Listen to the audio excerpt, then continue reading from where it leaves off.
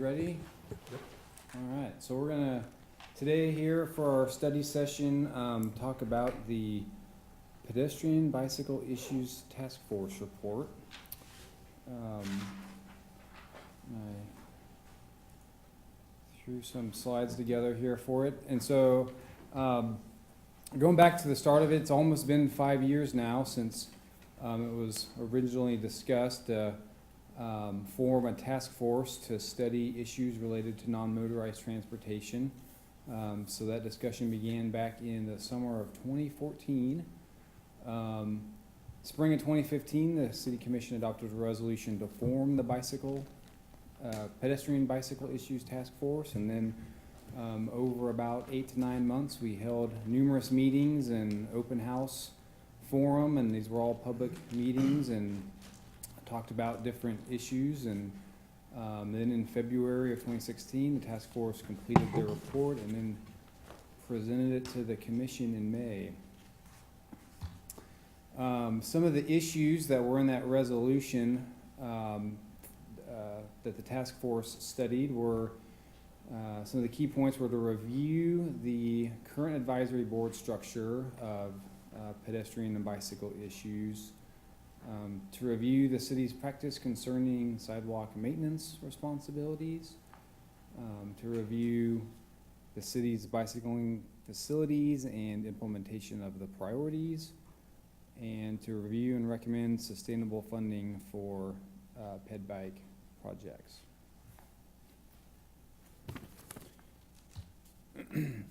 And so I took a few of these slides out of the presentation back from when Marilyn Hull, the chair, presented the report to the commission. But through the meetings and Lawrence Listens, we used Lawrence Listens' website to get feedback online as we went through the process with the task force. The task force pointed out that citizens want unbroken pedestrian and bikeway networks that connect neighborhoods to schools, employment, retail, and recreational and cultural amenities. Citizens wanted a proactive city-managed sidewalk maintenance program. Had a lot of discussion on different funding options for that, which I can touch on here in a minute. But so we're kind of, the task force or the citizens were kind of split on how to pay for it, but they did recognize that it was an important thing to maintain sidewalks. Citizens also wanted connected, welcoming bikeways. Safety was a big discussion point. Connecting the network of crosstown transportation routes, and then improving on motorist education.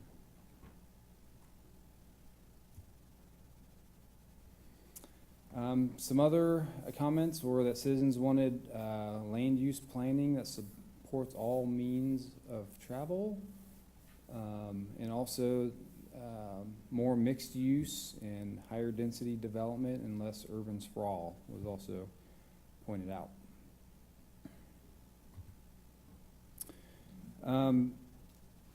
So some of the preliminary findings of the task force were, and these kind of go along with those same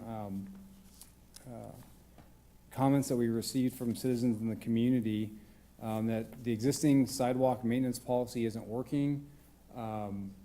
Before we begin this new program that we're doing now, the Sidewalk Hazard Mitigation Program, it was just in a complaint-driven process. So I think most of you are all kind of familiar with the way we used to tackle sidewalk maintenance. If someone complained or tripped on a sidewalk and they provide us notification, we would go out, mark it, notify the adjacent property owner, and then sometimes they'd fix it, sometimes they wouldn't. It never, it wasn't a policy that got at getting the problem of fixing sidewalks holistically around the community, and sustainably. So that was one of the findings. The second was that we didn't have a plan to fill sidewalk gaps. There's a lot of sidewalk gaps on our arterial and collector streets. The only dedicated funding that we've had to fill sidewalk gaps was through CDBG, Community Development Block Grant funds. We'd get a small amount of money to infill some sidewalk gaps. Other than that, we filled in sidewalk gaps as we did street construction projects. So there was no plan or monies to fill in sidewalk gaps. Unconnected bike facilities. Again, this was mentioned in the citizen comments that went over, but we have a different type of facilities. They're not all connected, and we didn't have any plans or programs or funding to starting to connect those. Current funding is inadequate. It ties back into not having dedicated funding for bike ped projects. Also pointed out, looking at the crash data, there were problem areas. Those are mainly on our more highly traveled streets with higher traffic volumes. Arterial streets, there's more crashes, and finding ways to alleviate crashes on higher speed, higher volume streets. They also pointed out some of the E's of the 5 E's were things that staff needed to improve on. Enforcement, education, and encouragement were 3 that were mentioned in here, that we historically had done a lot of engineering, but needed to focus on some of these other areas. And also we found that the citizen advisory structure was fragmented. We had different boards and interest groups, and taking projects to different boards and committees, and BAC, Traffic Safety Commission, and so looking at a way to improve that was something that was pointed out.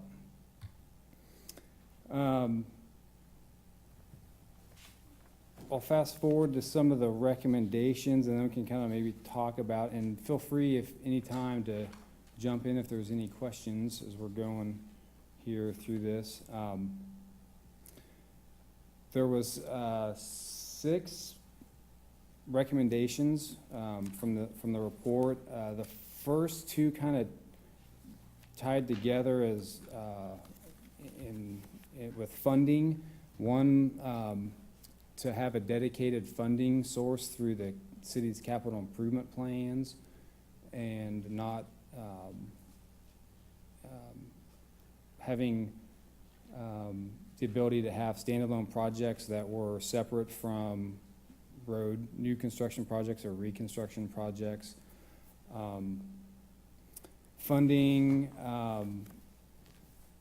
the second one was starting to fund in the immediate 3 years, 2017 to 2019, to allocate more funds up to $1 million per year to bike ped projects. Also to look at earmarking a part of the 2019 sales tax was included in that number 2 funding. That was something that was discussed, but it was never, when that renewal went through, the ballot went through, it wasn't earmarked. The city didn't earmark funds, but we did in our CIP start budgeting more of the sales tax dollars to get up to $1 million per year, which I think starts in 2021. So next year it's $750,000, and then 2021 and beyond it's $1 million each year. And then task force also pointed out that the city should continue to invest in bike ped facilities and upgrades as we're doing new and reconstruction projects, which we had typically been doing. The third recommendation was to establish a sidewalk maintenance program. So we spent a lot of time with the task force discussing different funding methods. There was a table in the report that you can look at different, what different cities had done to fund sidewalk maintenance. We discussed utility fees, benefit districts, raising property taxes or having a dedicated sales tax. And ultimately, the task force didn't settle on a preferred recommendation for how to fund sidewalk maintenance, but that city staff should bring back a plan to establish a program. That's kind of where we're at today, is that we have now started our sidewalk hazard mitigation program, where the property owners are responsible for repairs adjacent to their property, and the city's taking responsibility for repairs due to city infrastructure. But it's been a considerable amount of time looking at different approaches and funding mechanisms to get at sidewalk maintenance.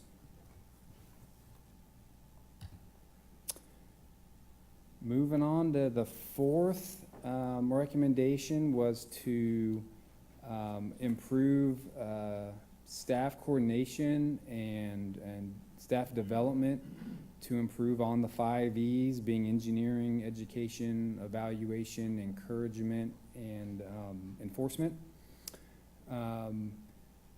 Out of that recommendation, the city staff formed its multimodal transportation team, which includes members of each department, and we meet bi-weekly to discuss projects and programs and policies to better coordinate multimodal transportation. The fifth recommendation was for the city to continue to pursue walk and bike friendly community designations, and so that's, I think it's every 2 years or every 4 years, I can't remember. The walk and bike friendly community, there are different programs that have applications, and in 2017, I believe, after we finished this report, we applied for the walk friendly community designation, and Lawrence received silver, and I think we're still a bronze level in the bike friendly. But that was another recommendation that we're continuing to pursue as those applications come up. The final recommendation was to create this group right here, the Transportation Commission, and so it was pointed out in the report that the different advisory committees and system that we had was fragmented, and this the goal of the Transportation Commission was to bring all of the different voices or groups together and to have a consolidated voice when tackling bike ped issues.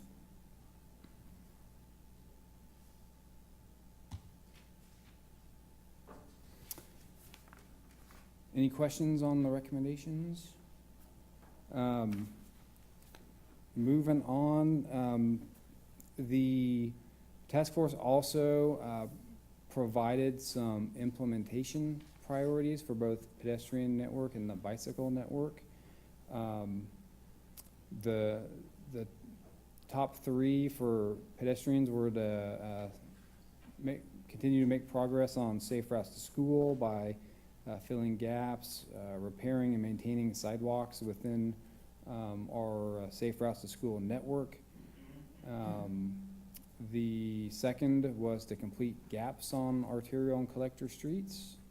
The thought being to connect the neighborhoods to destinations, to retail and commercial.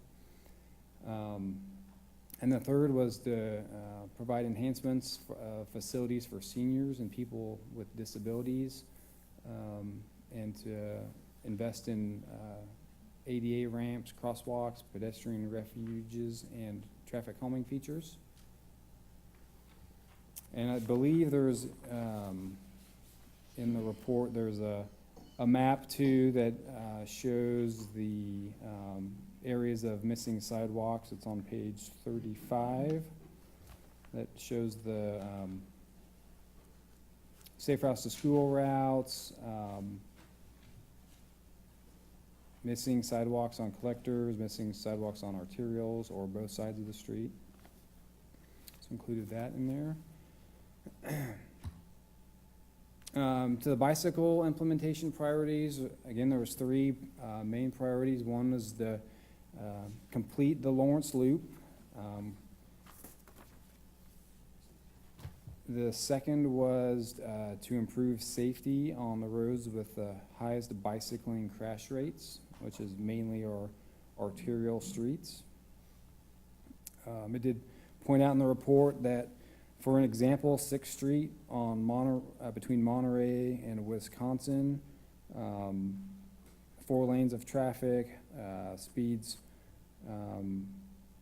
of at or over 35 miles per hour, and it's just a narrow sidewalk. And so, you know, we did apply for that transportation enhancement grant last year to expand that shared use path on 6th Street to cover this area. So, so that was pointed out in here, and that's ties back to our the Lawrence Bikeways plan that we're working on now to get at prioritizing bicycle projects.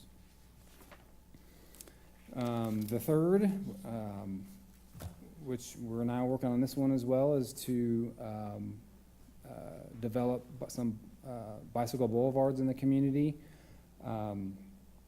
The task force report pointed out 4 that I listed on here. 21st Street from Iowa to Mass. As you know, we're working on plans now for that segment. Also discussed the 5th and or 7th Street east of Iowa to include that as a future bicycle boulevard. 13th Street from Haskell to Massachusetts. Again, that's currently in progress with the 21st Street project. And the report also indicated the need on Forest Avenue and 17th Street from Burroughs Creek Rail Trail to Massachusetts Street. So I think that's important as we're going through now our concept plans for the bicycle boulevards, and we're going to be having a couple more public meetings here next week. When we get to working on doing the plans for the projects, folks in the community sometimes feel that it's a surprise or it came out of nowhere, but you know, we've been thinking about this now for years and kind of following through on what we discussed when we went through the task force. And then this is, I think, the last slide that I had. This is the Bikeway Vision Map that was included in the report, and this takes a combination of the priorities. You can see the Lawrence Loop here on the outside. The task force discussed coming up with some spokes of the loop, so you can see these spokes here that radiate out to the loop. The bicycle boulevards are on here, 21st Street, 13th Street, just as part of the bicycle network. And so the task force kind of used some of the data. The red here it's what we call a heat map, where you have more use or more trips, bike ped trips. So we use that to help develop this vision. And so the importance of this is we've kind of used this as we're now working on the MPO is working on the update to the bicycle plan, the new Lawrence Bikeways plan. This was kind of a starting point of discussion for developing the primary and secondary map that is evolving with that plan. So we're using this as well from the report. So that's I guess, an overall summary of the report, and I think, when I was looking through this here over the last week, it's kind of surprising. It's already been 3 to 4 years since we've done this, but now we're kind of, I think, seeing pieces and parts of this report that have been implemented here over the last couple of years, as we now have the Transportation Commission, bike ped prioritization policy, dedicated funding. We're going to be talking about the neighborhood traffic management program tonight. And so I think we're making a lot of progress, and I think, it kind of ties back to this report, and been trying to implement these recommendations here over the past few years. So that is all that I had. If there's any questions or discussion, just kind of open it up. I know some of you are very, very familiar with the task force as you were on it, but I was going to ask, really, Dave and Carol and Charlie, what do you think? How's it, just talk about it. Are you happy with what's happened with parts and other parts not, or? I don't know, I think, it's great to reflect back on how many years it has been. I hadn't thought back that the whole thing was, started in 2014, I guess. I really appreciate that so much of the work that has been done seems to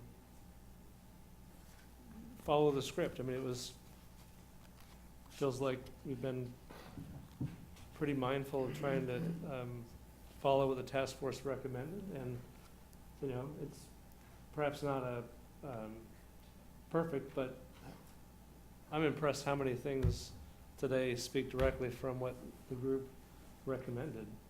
And I guess I wonder, at some point, obviously the bikeway work is going to be eclipsed with the new bike plan.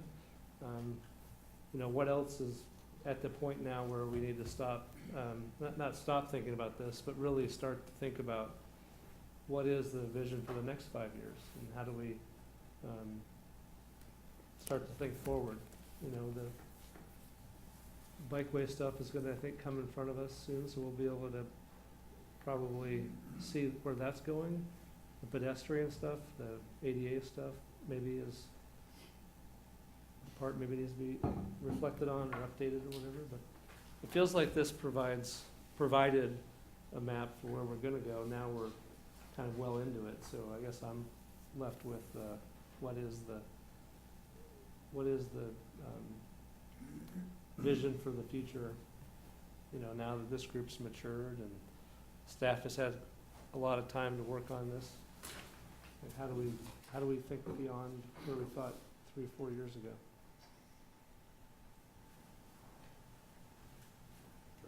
I have a couple of reservations. I agree with Charlie on just everything.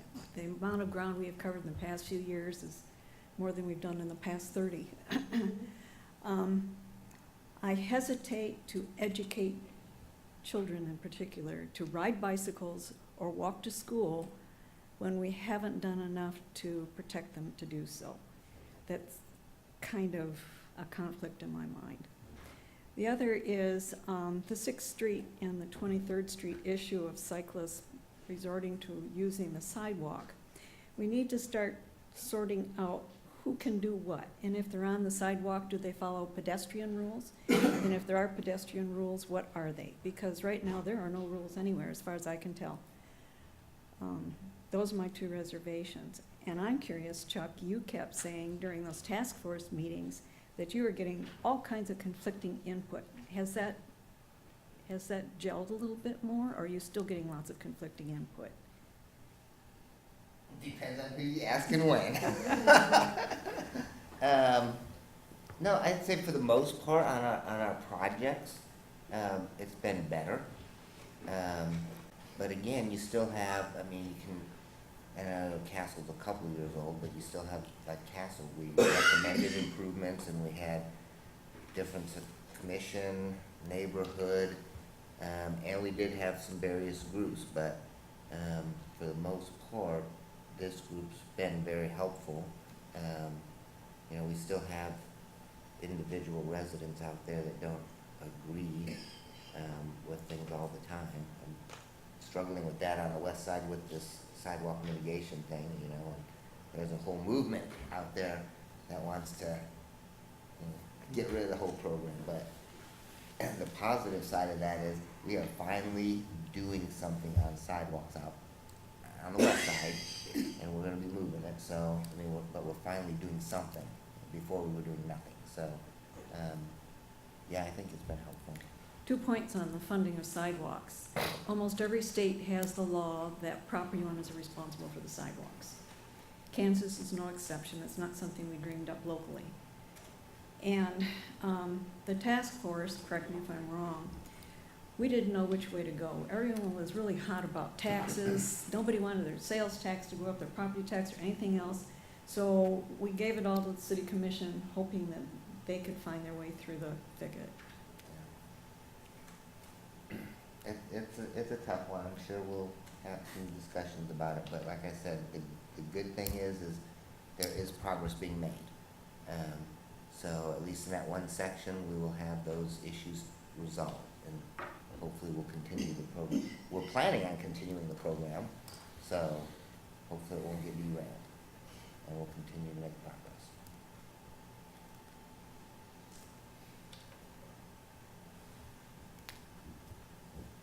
I would just echo what Charlie said. At this stage of the game, it seems like it's a very good, substantial historical document, and something we ought to be proud of. Like, where would we be if this group hadn't done this? But really, does it need to be updated or Well, tossed that's and what you redone, wanna, or- I think that probably might be the next step, like Charlie said, you know, what's the next 5 years? You know, we get so many of these plans, and we put them on the shelf, and we don't do anything with them. We've actually made progress on a lot of these recommendations, and it probably wouldn't hurt to go back through in the next couple of years and say, okay, here's what we've done, here's some changes in priority, whether that's the new bikeway plan or T2040, and make some revisions.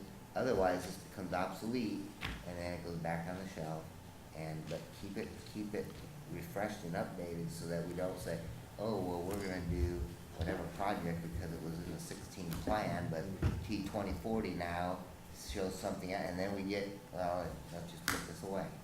So you probably do need to stay on top of that.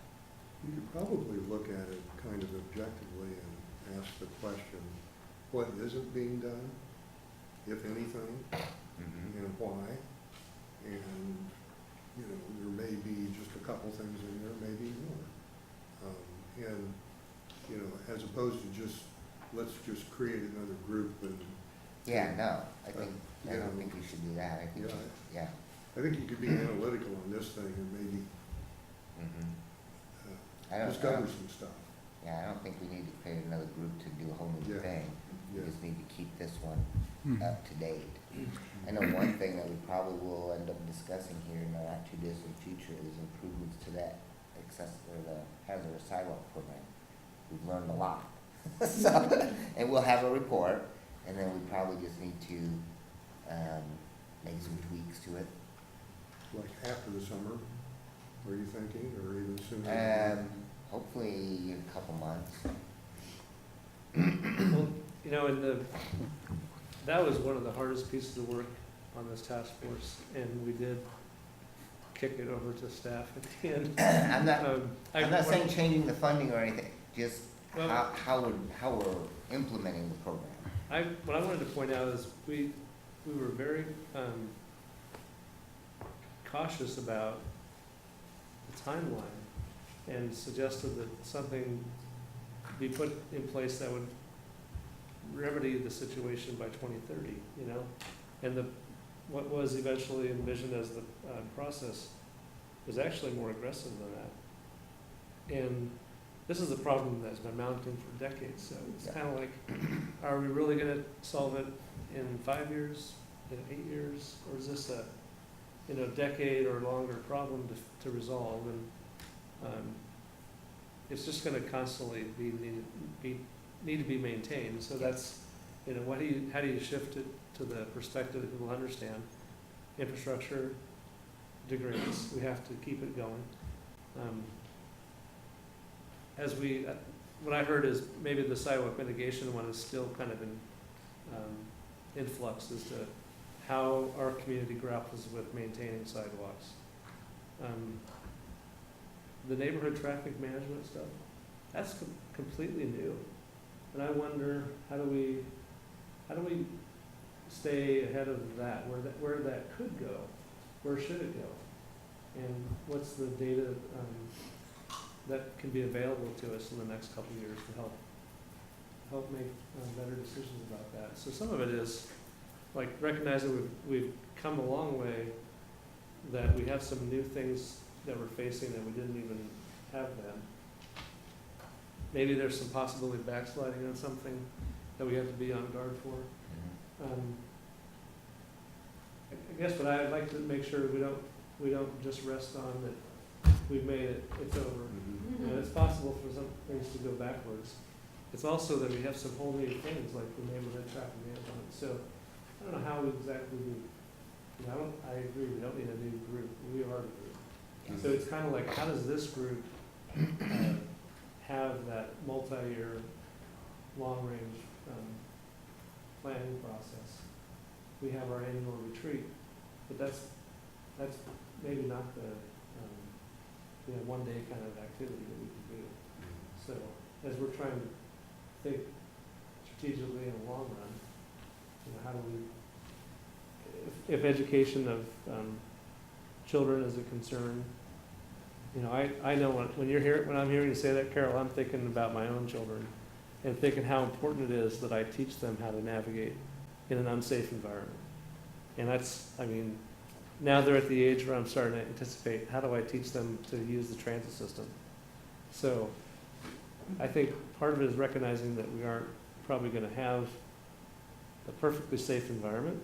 So we have to teach all users of our system how to work together to promote safety of all users.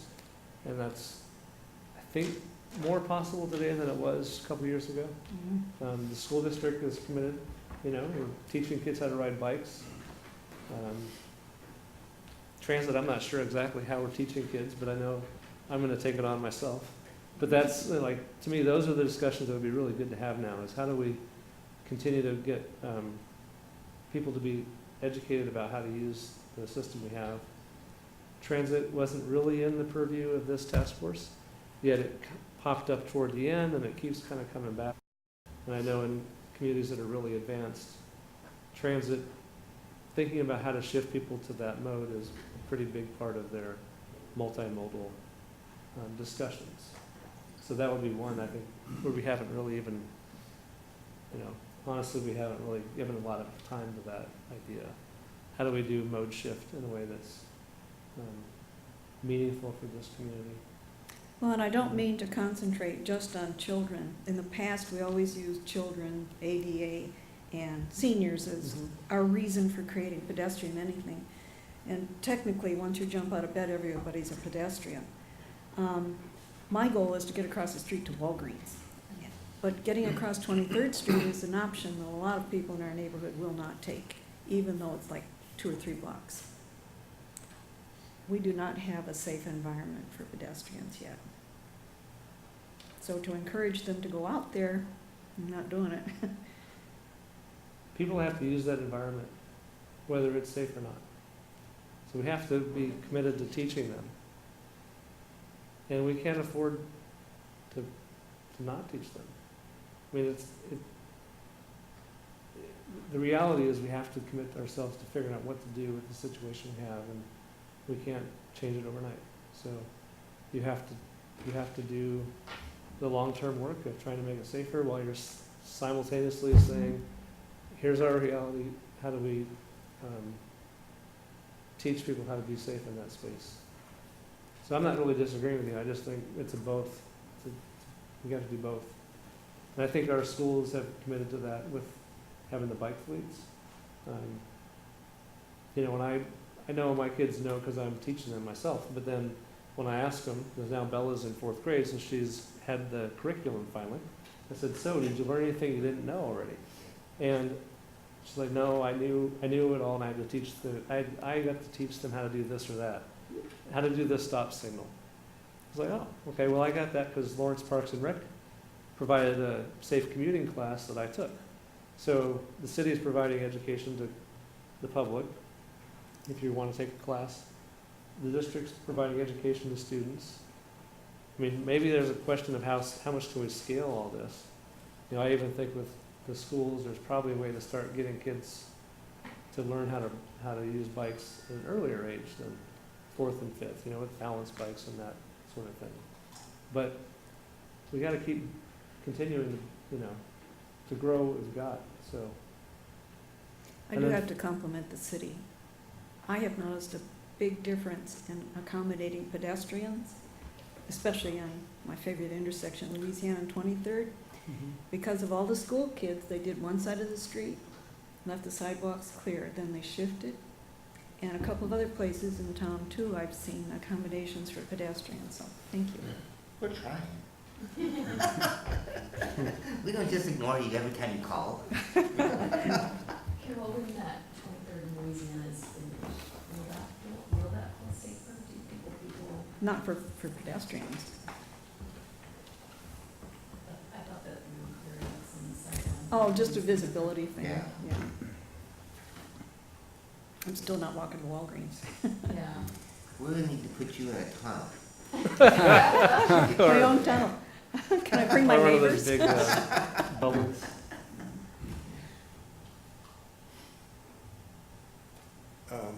Anybody from the public want to chime in? I did want to share one thing. Chris, why don't you stand up at the podium? Thanks, I appreciate the opportunity to speak. I'm Chris Tilden, live at 1121 Williamsburg Court. I wanted to share a slide. Steve and I had the chance to go to the International Cycling Safety Conference about a year and a half ago. And I still have a copy of a slide on my phone that says motorists are less likely to injure people biking where more people bicycle. In environments where there are higher volumes of cyclists, the risk compared to low volume cycling areas is 1/10. They said there's nothing. Infrastructure does not compare to garner in volume. And I think the approach of safe routes to school and the work that's being done here around education, enforcement, infrastructure, it's all part of creating environments where there can be higher volume of people who are using alternate forms of transportation. You know, and if you look at proposed projects like the hub at 11th and Massachusetts, regardless of what you think of that, we're certainly moving towards an environment where we're going to have greater density in our community. And the only way we're going to reduce congestion and have safety in an environment with higher density is to have strong options for public transit, strong options for people to use bikes, strong options for people to get around on foot. So thanks for all the work that you all are doing. Particularly the attention to multimodal issues, I think, is really central to the success of the Transportation Commission, and really appreciate the work that you're doing. Thanks. Anybody else?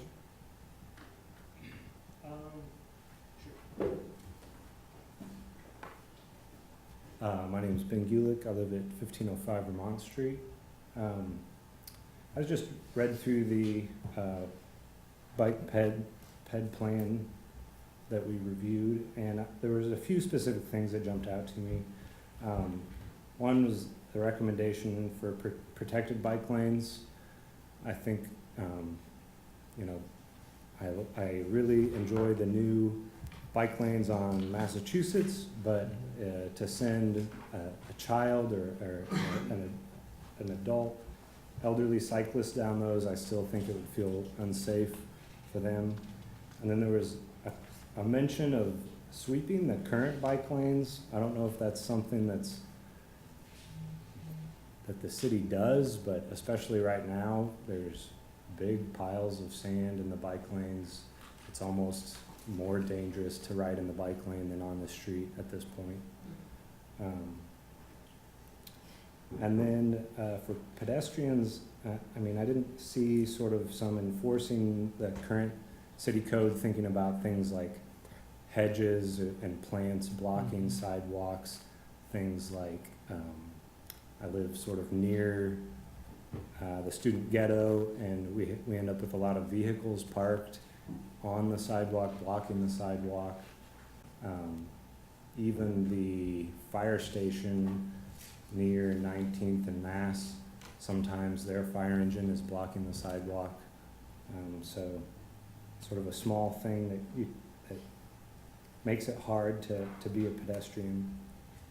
And then just pledge my support for the Lawrence Loop and the bike boulevards. Really excited about those two things. Thank you.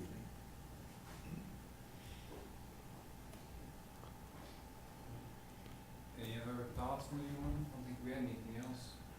You know, so this goes back to what do we have today we didn't have 3 years ago?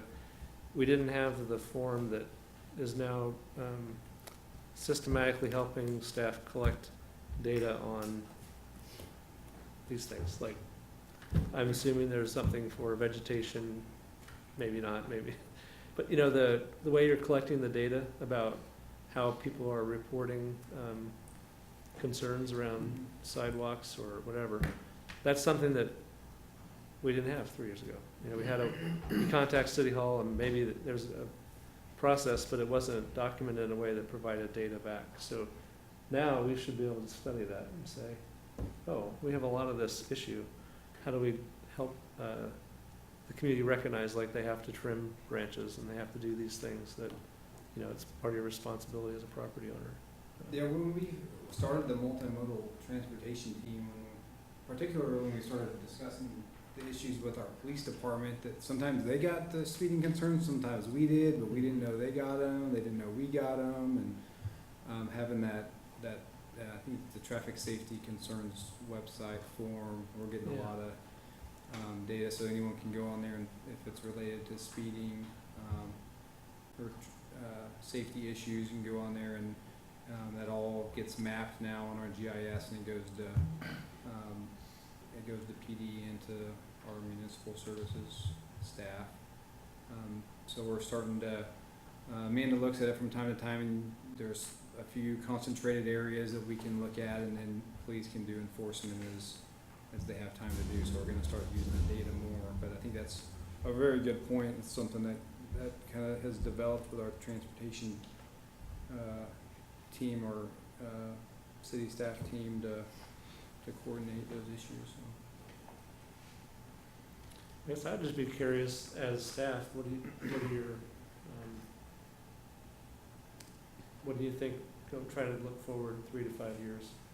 You know, what do you see that's on the horizon that there hasn't been much public consideration of that ought to be? Well, I think the next big thing, it's on the agenda tonight, is the neighborhood traffic management program, and that's gonna get at, we're gonna have recommendations for spending money on education, enforcement, and those are the things that we can't, as the engineer staff, you know, it's beyond engineering, and, you know, we need to start, looking to make improvements in those areas. Like Carol's concerned at 23rd in Louisiana, we can't re-engineer that intersection. There's gonna be 30,000 vehicles on 23rd Street, now and in the future, and education of people is gonna be a key piece to keep making progress. So I think that's really the next thing, that's the big thing in my opinion that we haven't touched yet, but it's coming up, and how we implement that, track it, get data, make better data-driven decisions. And we're already gonna be going through here after we revise our bikeway plan, which is really just, the bikeway plan itself is kind of a revision of this report.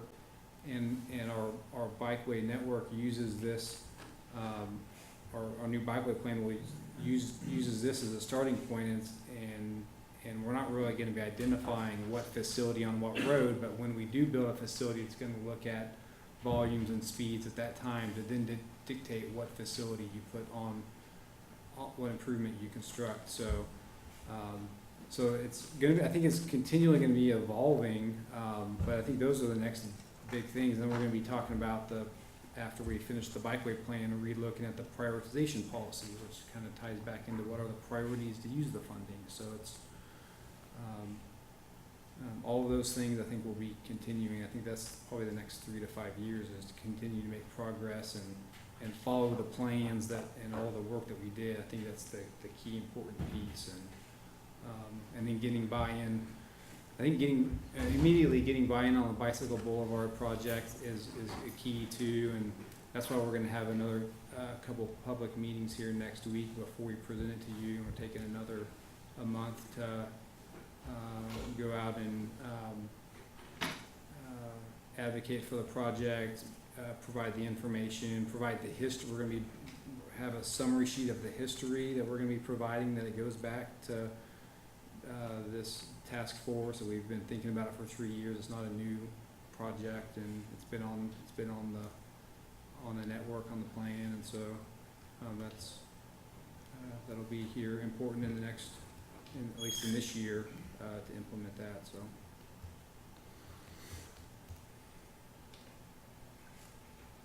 You know, the Bike Boulevard recommendation called out some, when the committee that was looking at that tried to provide some illustration, they labeled, the two that are being worked on, then a few others, but then went on and said, this is really a great strategy to make bicycling less stressful, and so there ought to be an entire network of these bike boulevards around the community. And it does sound like the acceptability that people's whether they embrace that or not is a big question. And if 5 years from now people have embraced it, things could be so much different. If they see, like, I want one in my neighborhood. In the communities where they've really got a lot of bike boulevards, that's what happens. People, they want them, they demand them, they expect them in their neighborhoods. And so that, it does seem like there's a pivotal moment here. If people react poorly to this, then we're not gonna have a highly visible network of bike boulevards. So it does feel like we're at a good point to figure out how do we really get out there to make sure that these things are seen as an asset, that other neighborhoods will want them also. I'm a green paint advocate myself. You're green paint? Mm-hmm. So that's another, these are, like, we're throwing these things out there, and if something can stick and people get behind it, that could be really impactful in 5 years if we get more of that. It's like the protected bike lane idea. Well, I was halfway joking, but it's just so visible. Mm-hmm. And it just seems you get a lot of bang for your buck if we were able to do more of that. So I'm the downer. How's it? I'm the downer. Maintenance, we'll see how it lasts. Yeah. And yeah. maintenance and How is that funding for going? striping. I think it looks fine right now, but it's only a few months old. Well, it was a harsh winter, and so it looks pretty good in my opinion for going through the winter, and it's a little dirty, but it hasn't peeled up yet on Mass Street. Yeah. Yeah, there's one I drive past in Kansas City every day that has had no maintenance, so it's virtually worthless at this point because it's not, it hasn't been repainted or. And that's right just drive where it. the street sweepers will be running. Mm-hmm. So, and they're metal bristle brooms, so they're They not could have the forgiving. brooms there. I think one thing we need to keep in mind is that when we do these things, we're giving up something. So people are thinking, am I gonna have to go up driving because of this in my neighborhood? Will I be able to drive as fast? a lot of our behaviors, we have to change in ourselves and others as well. So Yeah. it's gonna take a while for acceptance to set in. Yeah, unfortunately, it's hard for people to see that until after it's done and they then adjust. You know, like even learning to drive down, you know, an arterial street instead of your cut through, you know. Or roundabouts.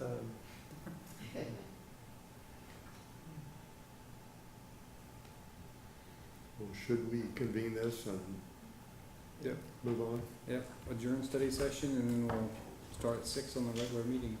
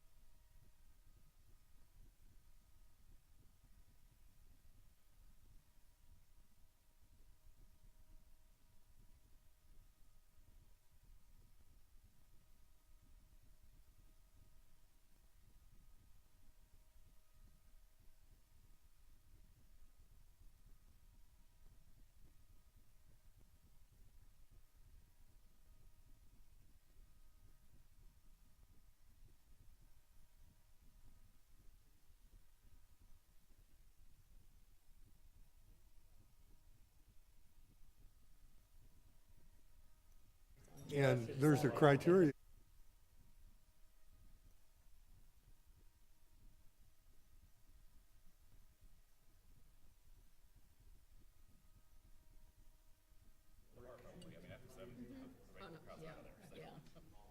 Yeah, that sounds That's fun. funny.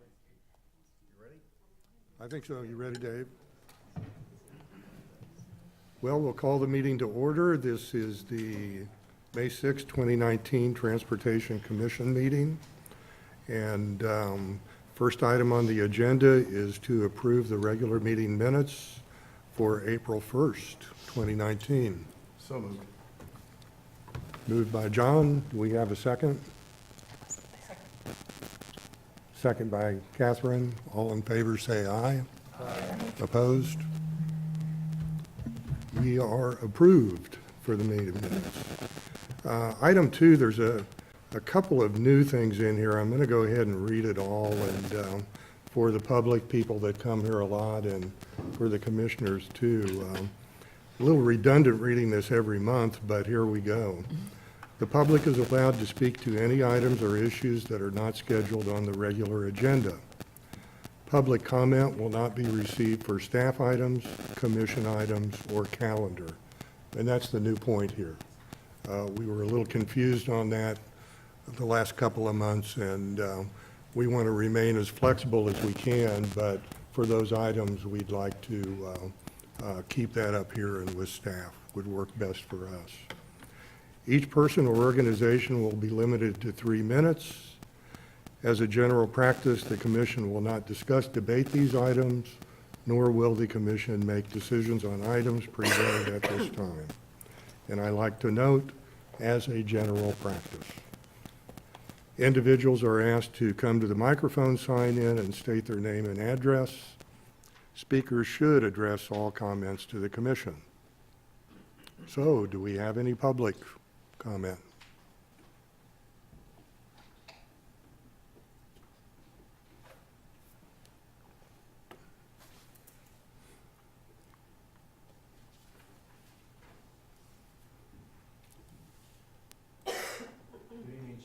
And Commissioners, my name is Michael Allman, 1311 Prairie Avenue, and I basically just have a question. I assume that item number 5, the 23rd Street Corridor appointment, will take public comment. Yes. You will? Okay, I'll be back. Okay. Thank you.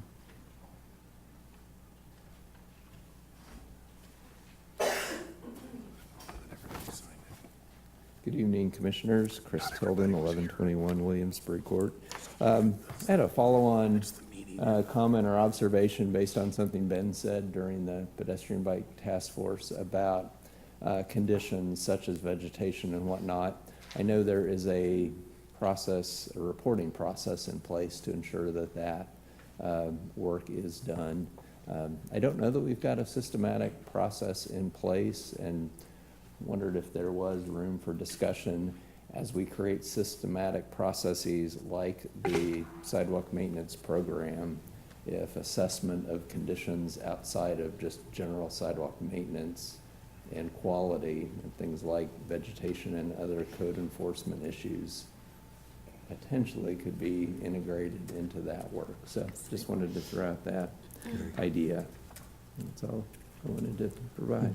Dave or Chuck, do you have any comments on that?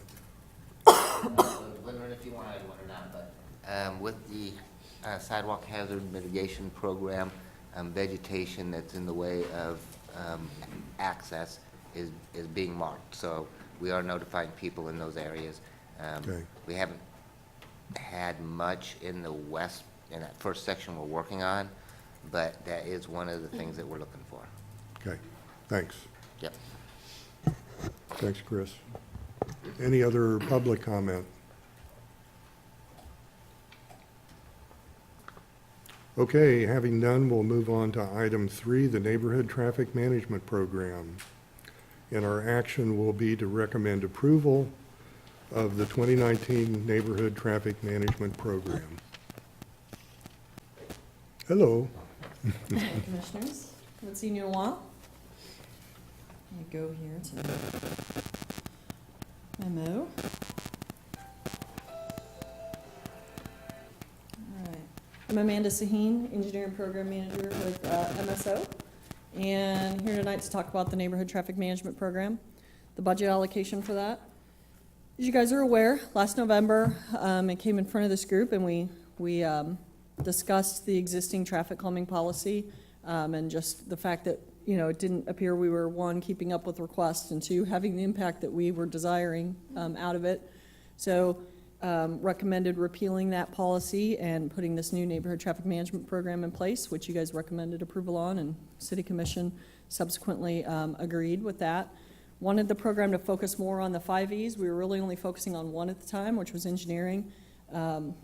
Realizing to have an impact, we needed to look at more than that: education, evaluation, enforcement, all of those. And so we said that we would bring a work plan annually to this group that would define how these funds are being spent. So we're at that point now where we've had a group who's met, a couple representatives from planning, from the MPO and our planning department. Police department's been involved, and 3 people from MSO, from engineering, have also been involved in putting this plan together. And so there's currently $300,000 in 2019. There's also, it was planned $300,000 for 2020, and we'll see if that gets fully funded or not, that $300,000. Right now, we're planning on it because that's what's been in the plan. If not, we'll have to make some adjustments. Right now, those are in infrastructure sales tax, which is a little limiting as far as what we can do with it, and doesn't really allow us to do all those things we want. And so we have a plan in place to shift that to general fund. Gives us a lot more flexibility to spend the funds how we feel we need to, and that's going to happen by the pavement maintenance program has some money in both funds, and it's really just kind of shifting some of that general fund to infrastructure sales tax and shifting this over in its place. So it's a zero cost impact. It's just moving it around to allow the flexibility that we think we need to put this program in place to be successful. So we talked about some different things we really feel we needed to focus on, kind of one main goal out of this 2019 and 2020, rolling this program out. And one thing that we consistently heard was speeds in residential neighborhoods are a concern. I mean, we have the website that we've set up for the traffic safety complaints. A majority of those are speeding based on the number of calls we still get for speed humps, even though the program is no longer in place.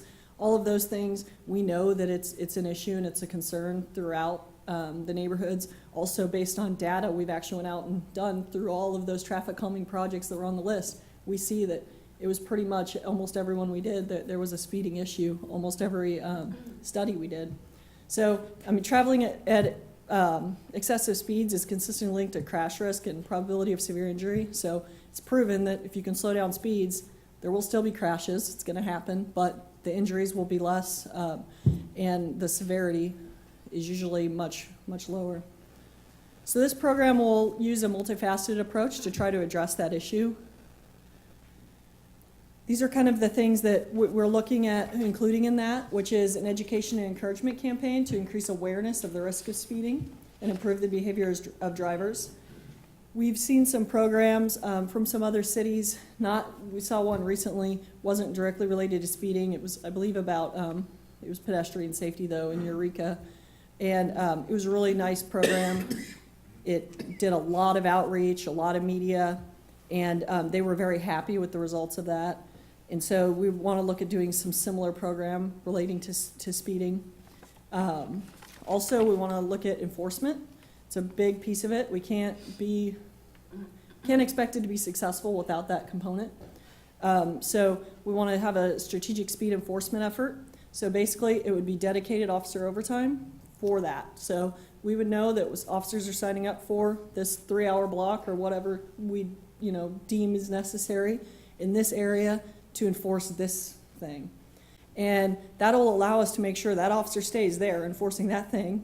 Granted, no big event happens in the city, versus trying to expect them to do that as they have time, because that might not always align with the times that we need the effort done. It might be the busy time. And so we really realized that in order to get this enforcement how we need it for this to be successful, we're going to have to dedicate some resources to it. We feel the best way to do that is dedicating some of the funds to officer overtime specifically for that, similar to the grants they receive for DUI enforcement and in those different, like the click it or ticket, where that's what they focus on. We also need to procure data collection devices for both vehicle volume and speed. We're pretty limited on those right now. And also pedestrian and bicycle counters. We do foresee the ped bike concerns being some of the ones that we address through this program, so we want to make sure we have what we need to do those counts. Also, we want to have a conversation probably later in the year about considering lowering the speeds on residential streets in Lawrence. Several communities in Kansas have done this. You know, the state traffic ordinance has 30 miles per hour on residential streets. Several cities have lowered it to 20 or 25 miles per hour on residential streets. So we want to have that conversation if that's appropriate for Lawrence. We also want to build an inventory of temporary traffic control calming devices so that we can go in and kind of do this. You hear of it sometimes tactical urbanism or these kind of pop-up type things in neighborhoods where we can see what's going to work, what's needed. And so we want to buy things like speed feedback signs, temporary speed humps, temporary speed cushions, different things, delineator posts, other supplies that we may need as we go into some of these neighborhoods. And then we want to develop a program to allow neighborhoods to apply for neighborhood traffic management. So we'd probably in the first group take one neighborhood and say, okay, we're going to go out and try these different things, come up with a plan to leave it in place for a certain amount of time, monitor through enforcement and through all of our data how it's working. From that, I think there could be recommendations of permanent solutions in that neighborhood, but we might install 10 temporary things and find out we only need 3 permanent. So I think that's really the goal of that is we don't want to just go build things right away and assume they're going to work. We want to test them out, see what's going to work, what's needed, and then recommend going and building those specific items. So I could see the next year kind of becoming where we recommend a portion of the funds start building things in certain neighborhoods, and then taking another neighborhood in, evaluating it, and kind of starting to build throughout the city that way. Looking at it neighborhood by neighborhood, not street by street like we used to. So in order to support all those efforts, this is kind of here shown as how we recommend that we split the funding. As you see, it's pretty evenly split. The only thing, we're kind of buying a lot of the evaluation stuff up front because we really need that. We're kind of doing the enforcement on the in 2020 because we need the evaluation tools before we can ask them to do the enforcement, because we need to know where the problem is, what time of day it's happening, so we don't just go out and blindly throw, police officers out there. So that's why that's kind of split up that way. Other than that, the education and encouragement, kind of the goal would be in 2019 to go ahead and hire that consultant, get that contract going, have them start working on the program. Then in 2020 would be the rollout of that program where we're buying all the whatever media and doing the outreach. Also this year, we would like to get that data collection, all those data collection, and also start buying that inventory of speed feedback signs and temporary things that we'll need next year when we roll into going into a neighborhood and trying these things out. Also, we've got some funds in here for next year for if we do decide to lower speeds, to go install speed limit signs and potentially speed limit pavement markings in neighborhoods to support that reduction in speed. Kind of one more thing I want to address is, because it was part of the conversation, all of those projects that were part of the original traffic calming list that were still unfunded when we ended the program, we did commit to some additional enforcement in those areas. Well, police department did at a city commission meeting we had in December. That hasn't happened yet because until we can get the data on when the problems are occurring, we want to make sure we're making good use of their time. So when we buy all the data collection, we intend to go put those out in the neighborhoods that were already on the list and try to get some data that helps guide them on when they need to be there. And then the intent would be that we would have a future update to the commission here on kind of, hey, we spent this many hours, this is what we saw in all of these locations. And that's something the police department is supportive of doing, so we have them on board for that. We just want to make sure that we're giving them good data before we send them out there to do it. And that is the plan that we want to recommend. So, any questions? Anybody want to start? I just have just one question about getting police overtime. Is there ever a problem with getting bodies to volunteer for that overtime? No? Okay. Okay. I'm trying to remember about how many hours we said. Let me look here. That was about 1,100 to 1,200 hours that we had in there. We figured it would be a few shifts a week, kind of averaged out over the year, based on what we were focusing on at the time. If we don't get the funding, though, the full funded amount, that might have to decrease a little bit along with some other things, but that's what we've got plugged in there for now. Carol? A lot of the neighborhoods, they have these problems, but it's behavior rather than volume of traffic. So you think with the way you have this set up, you'll be able to address it that way? Yeah, that's why so the traffic calming elements, the speed feedback signs, the data collection, the enforcement, all of those are really gonna be geared towards, there could be some issues of cut-through traffic or volume that we address through some of that. Sometimes if you slow down the traffic, the cut-through traffic goes away too.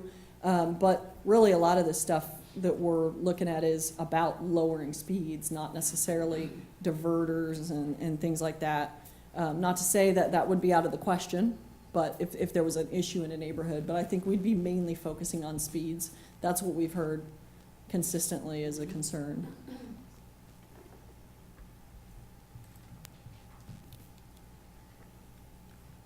Anybody down here? I'm curious a little bit about the residential street speed limit possibly being lowered to 20 or 25. Is that, can you tell us more about what the process would be to do that? I believe it would have to just be an ordinance to do that. That is one of the things, almost probably, if not the only item left that takes an ordinance to do, and that's because of how some of the state laws are written. So I've looked into it, there's several in Johnson County area who've done it, and it's just an ordinance saying all residential speed limits will be this. So we would need to have that conversation and bring an ordinance forward if that was something we wanted to do to this group, to recommend approval to City Commission and have that discussion at City Commission if it was appropriate. So the consideration would need to be that staff would make the recommendation to this group and then City Commission, or would there need to be other work done, other community engagement or study of that issue? Like I'm just really curious about that because I've heard that come up over the years and it's never been given a lot of attention, so it kind of fades away. So. There's a lot of, if you read a lot of research about it, there's a lot of people who say lowering the speed won't change it. Mm-hmm. And you can read that all day. There's some more recent research that shows, yeah, you're not going to affect everybody, but you do have some impact. And kind of the thought is, if we can have some impact, isn't that better than nothing? You're not going to you're not going to convince everybody to drive that speed, but it also, I think, allows, when driving 30 right now is not a ticket, if the speed limit is 20 and you're driving 30, it is. So it also allows, it allows some more active enforcement there to work on those speeds, because 30 in a residential neighborhood, if you look at I don't remember the percentages, but between 20 and 30, the fatality rate with children and elderly is significantly different. So if we can even impact at 5 miles per hour, I think we'll be doing, it'll be worth it. So I think we just need to do some more research into it, probably bring it back to this group, have some more conversations. I'm not sure we're pretty early on in this. I don't know what the plan would be as far as the public engagement. We would definitely have these conversations in a public forum and see if it's something that, the community wants to support. I think there'd be a lot of support, but I can also imagine there's a lot of resistance to it. Same way the bike boulevard stuff, Mm-hmm. So how do you get enough people's attention before suddenly everybody's getting ticketed, and then there's a rebound where suddenly we're changing it? So. Well, and that would be the goal of the education campaign. We'd make sure with that education and enforcement, or that education and encouragement campaign was really tied into the rollout of that, so that hopefully we would be getting the word out to everybody, hey, this is this is what's coming, and, I would hope get a lot of community support for it, but I know it's not gonna be everybody, so. I'm just thinking when I go down Tennessee or Kentucky and I'm going 30 and I have to slow down to 20, how much different that feels. Yeah. And it'd be a little different on a residential street because, you know, they're more narrow and there's cars parked and everything, but 20 does seem just culturally pretty slow. I would support it. I'm just kind of, you know, just think about slowing down to 20 in a school zone and how. Well, and you know, that's, that and maybe perception the is- answer's 25, you know, that's why we Yeah. said 20 or 25. I think we need to have that conversation and see where that's appropriate the speed limit is Mhm. for Lawrence. Mhm. We have some streets in town that are 20 currently. So the nice thing is, it would be consistent, which helps with everybody's expectations. You always know what the speed limit is on a residential street. But I think we have to have the conversation on what that appropriate speed is. I have a question about the neighborhoods applying for the study. Selecting a neighborhood to act as a pilot study for the program. Have you got into that in any more detail in terms of how you might select that neighborhood? No, I mean, we've looked at some other cities who've done similar things, and there's typically an application process that either a neighborhood group, church, school, somebody has to apply for in the neighborhood. They usually have to designate a certain amount of people in the neighborhood to kind of act as their committee on it, so the city can meet with them and come up with the recommendations. But as far as the application process, I think it's something, if this is the route we go, we have to dive into what that looks like more. But I think we would definitely take into account any data we have that shows there is problems in those neighborhoods. We'd probably take into account, you know, a lot of the complaints on the traffic safety Right. page and things like that. I think we'd take a lot of different things into account. We'd lay that out as far as what the parameters were that we'd be considering, because I'm sure we would get a lot of applications. Mhm. And selecting Mhm. one neighborhood's probably gonna be tough, but I do think we need to start with one neighborhood and really see how it works, because we're gonna learn something every one we do. And you expect to do that this year? I didn't see a Probably timeline here. next year would be, Next year? once we get the tools. I This year, see. we need to buy Right. all the tools. We need to have the discussion about, the speed limit, get the consultant on board. And, you know, we're gonna be halfway through the year here probably before this all gets approved, so, I foresee that being next year's funds. Okay. I think this is great. How did it get started, this idea? It was just research, I guess, it was around when I got here, we started looking at the program that was in place and just seeing that we would do one street one year, then the next year, next street would request it, then the next year, the next street would request it. And then also, did some data on some of them and really weren't seeing the speed reduction we were hoping for. You'd see it for a very short distance around the speed hump.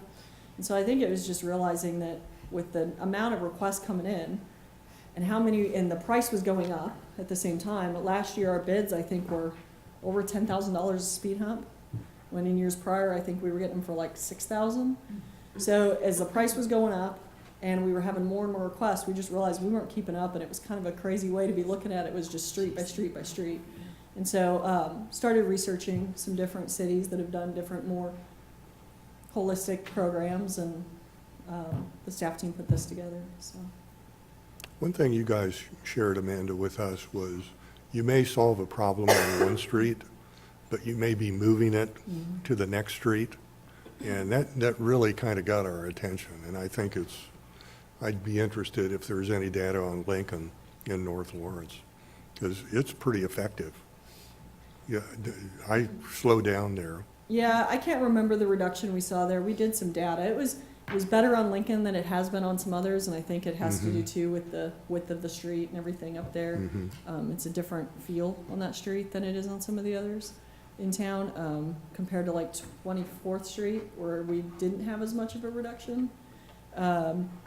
But yeah, I think it's hard. We haven't done data to see if that now shifted. Are the Right. volumes increased on the next street over? We haven't done that, but we've seen that in Old West Lawrence, you've seen, we did them on, I think it was Main, and then the next year, the next street, and then the next, Mhm. you know, it just kind of spills Mhm. over to the next one. So I believe that that has been an issue, but Mhm. we've just pushed the problem elsewhere. Yeah. What would you expect the consultant's role to be? Developing that program for that education and enforcement. So really that, we're not experts at that, or the education and encouragement. We're definitely not experts at that here at the city with that public engagement process, that developing a program like that. Just, I think bringing in an expert that knows what they're doing with that. There's a lot of firms who do that type of work. And that's, they do a lot of times data that goes along with it, surveys, different things like that to show the effects of the program. And so we've seen a couple and have liked what we've seen. I think it's a lot more than we would, one, have the time or the probably knowledge to put together. Amanda, have you thought much about how this group would interact with the implementation of actually the program in a neighborhood? Well, I think we'd be giving regular updates to this group, and like I said, this is really the first, I mean, we approved the big idea, right? Like in November through this group, and in December through City Commission, and this is now, okay, let's hone it down to that next level of what do we want to spend the funds on. And I think we're gonna have updates for you guys and be talking to you as we go through with this, this is what we're doing now. Because we don't have it all laid exactly out yet for how we're gonna execute all this. We have generally, we wanna spend about this much on these are what, we know what the feedback signs cost, we know what all those things cost. But I think we still have to do some work to figure out how it's gonna play out, but I foresee this group still being involved and getting definitely updates and being able to give feedback. Great. Any other questions up here? I have a Nick? couple. Okay. So the first one is to kind of go off of what John was saying about the role of the consultant and their scope of work. It sounds like you're saying for the most part they'll be on the education and encouragement side, right? Yes. What kind of license would they be given perhaps for the engineering or, dare I say, the enforcement? Obviously, the police do, they know exactly what they're doing, but I wonder if like targeting where exactly they should go will be up to the consultant, or, I don't know, like what kinds of targeted enforcement could be done, working closely with the police department, of course. And then for the engineering, for example, would you say, all right, here are our laws, work with the bag of tricks that you have and recommend us, and we'll work closely with you to see that it gets implemented? I mean, how much license could a consultant have? Well, it depends what you want to pay them, I guess. What we have here is pretty much just, I got it at approximate price from a consultant who has done a similar program, just education and encouragement. So that's what this is. We have in here right now that staff will be the ones a staff team, not one staff member, will be the ones reviewing the data, determining where we need to collect data, determining what we need to do. As far as the parameters we want to set on enforcement, we'll obviously be working with the leadership, with the police department to determine the appropriate times, locations for enforcement. But we have a lot of that on staff right now. We also, part of this is all those temporary things we have to install. Right now, we've assumed that's all installed by city staff. That obviously, budget comes from somewhere. It's right now not accounted for in this program. We're gonna have to support it through staff time. But I think if we start contracting out placement of those and we start contracting out where it needs to go, we're gonna get a lot less for it. And maybe in the future, we need to do that as we see how big this becomes, this program. But I think we definitely wanna have a big hand in it and help shape what it is going forward. That makes sense. To start. The other question I had was about the neighborhoods that were kind of on the previous speed bump list, for lack of a better term. First of all, I certainly commend city staff for saying that they will get some kind of priority going through, because there was a little bit of consternation, it sounds like, on those neighborhoods' parts. But like, we were at the party and the party just ended. So it is good that that is being factored in. It sounds like it's still a little bit unclear as to how exactly this is going down. I guess I was trying to figure out, are those was it 5 neighborhoods, 12 neighborhoods? I forget. 16, it's 16 streets. Some are in the same neighborhood, some are Okay. completely different areas. So are those going to be done kind of simultaneously while this is all going on, or is that going to be at the early end and almost like close to the pilot level of the NTMP program? Well, we really, when police department got up and spoke about this at city commission, they committed to doing that additional enforcement as part of their regular core service. Okay. So that's not part of the enforcement with this program. Not to say if one of those neighborhoods isn't selected, there might be some spillover. But, so really it's once we get the data, I think is gonna be the big piece. And then obviously it's gonna be based on a little bit of what they can support at the time and everything. But we'll work with them as soon as we can start getting data, as soon as we get the tools to get the data we need in those neighborhoods. I think we'll work with them to start making that happen as soon as possible. So I foresee that piece of it happening this year, at least starting, and then coming back with kind of an update to say, you know, we were in this neighborhood 4 times and we really didn't see any issues, that type of thing. Or, yeah, we have an issue here, and maybe that feeds into when we select neighborhoods later, especially if they've had areas where they were seeing a lot of issues, we can factor that in the decision for rolling out the program.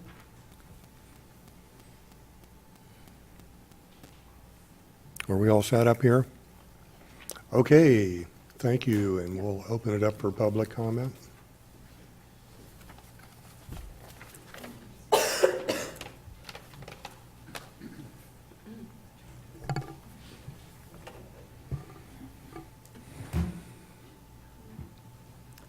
Well, once again, Michael Allman, 1311 Prairie Avenue, speaking for the Sustainability Action Network, actually. Definitely in favor of 20 miles an hour and no higher. It's pretty culturally and law enforcement accepted that people drive 10 miles an hour over the speed limit. So essentially, people will be going 30 miles an hour. For some 15 years or more maybe, I've been harping on the city that, well, a number of different things, of course, that as far as traffic calming goes, they've been a one-trick pony with the speed humps, and always speed humps. Once again, speed humps. I haven't suggested they not do speed humps, and yet they're yanking them. I've suggested they use a whole wide range of tools in your traffic calming toolbox. I'm not at all interested, I'm very opposed to diverting emphasis from infrastructure over to some of these other E's, enforcement, education. Yes, we need enforcement and education. The police should be doing their job. It is one of their core services. But enforcement can't be done 24/7. They might have 3-hour blocks. What about the other 21 hours? Infrastructure is there 24/7. If we have traffic calming, and consider a bicycle boulevard is enhanced traffic calming. It's an ideal example of how infrastructure can be used effectively.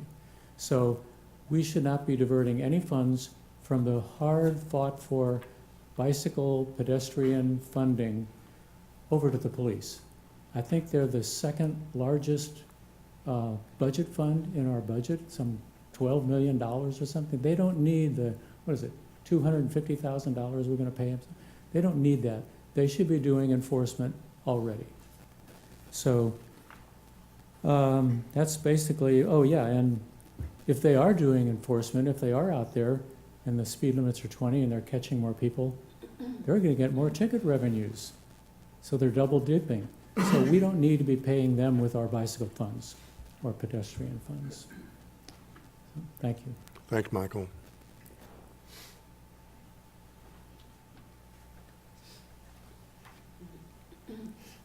Still open for public comment? All righty. Back up here. I have a question. I missed Okay. that. I thought that, I did not realize that the money would be coming from the Ped Bike. It isn't, is it? No, this is the traffic calming.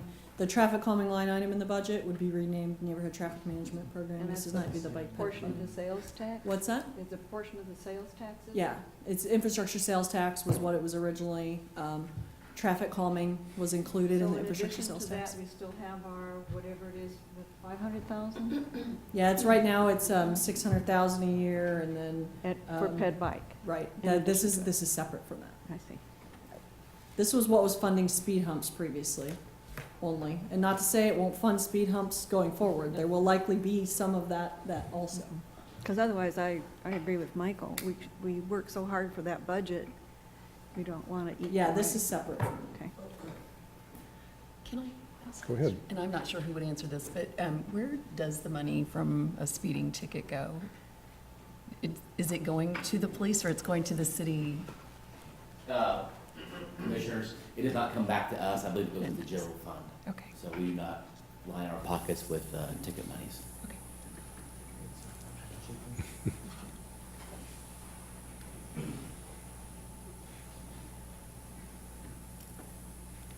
Well, any other comments, questions? Is it our time to talk now? Hmm? Is it our time to talk now? Yes. Okay, well, Yes. I just want to say, I think this is a really great step. And it does, nothing's perfect. But this seems like it's fairly significant change in direction from city staff, recognizing that it takes more than one approach to address the problem that we face. And this feels like finally we're having a broader consideration, even going as far as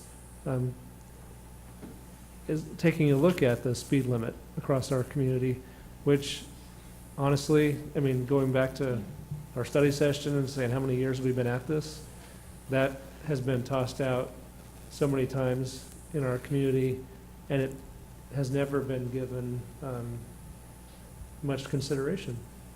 And I appreciate that staff has been studying the issue, looking at research, and recognizing that, there is research that suggests that speed limits are effective.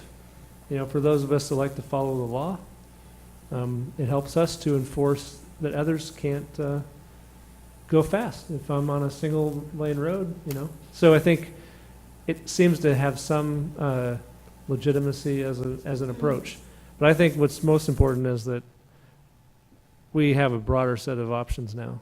And I think our community is going to benefit from having that broader set of options. And the data that's going to come available to us, I think, going back to our previous discussion at the study session, we're going to know things in the next few years that we've never been able to know, because we'll have data to show what's going on. I totally agree with Charlie. I couldn't say much more than that. I think this is superb and something that we look down the road like we did in our study session about the work that was done in 2016. I think 3-5 years from now, we probably look back at this in a similar vein. And I know there's a lot to learn. It's not like you've got a blueprint ready to go, but this is way beyond just the thinking stage, I think, and I think it's great. So I would comment as an engineer who does love engineering approaches, Mr. Allman, I do agree with you for the most part, that engineering, it truly is there 24 hours a day.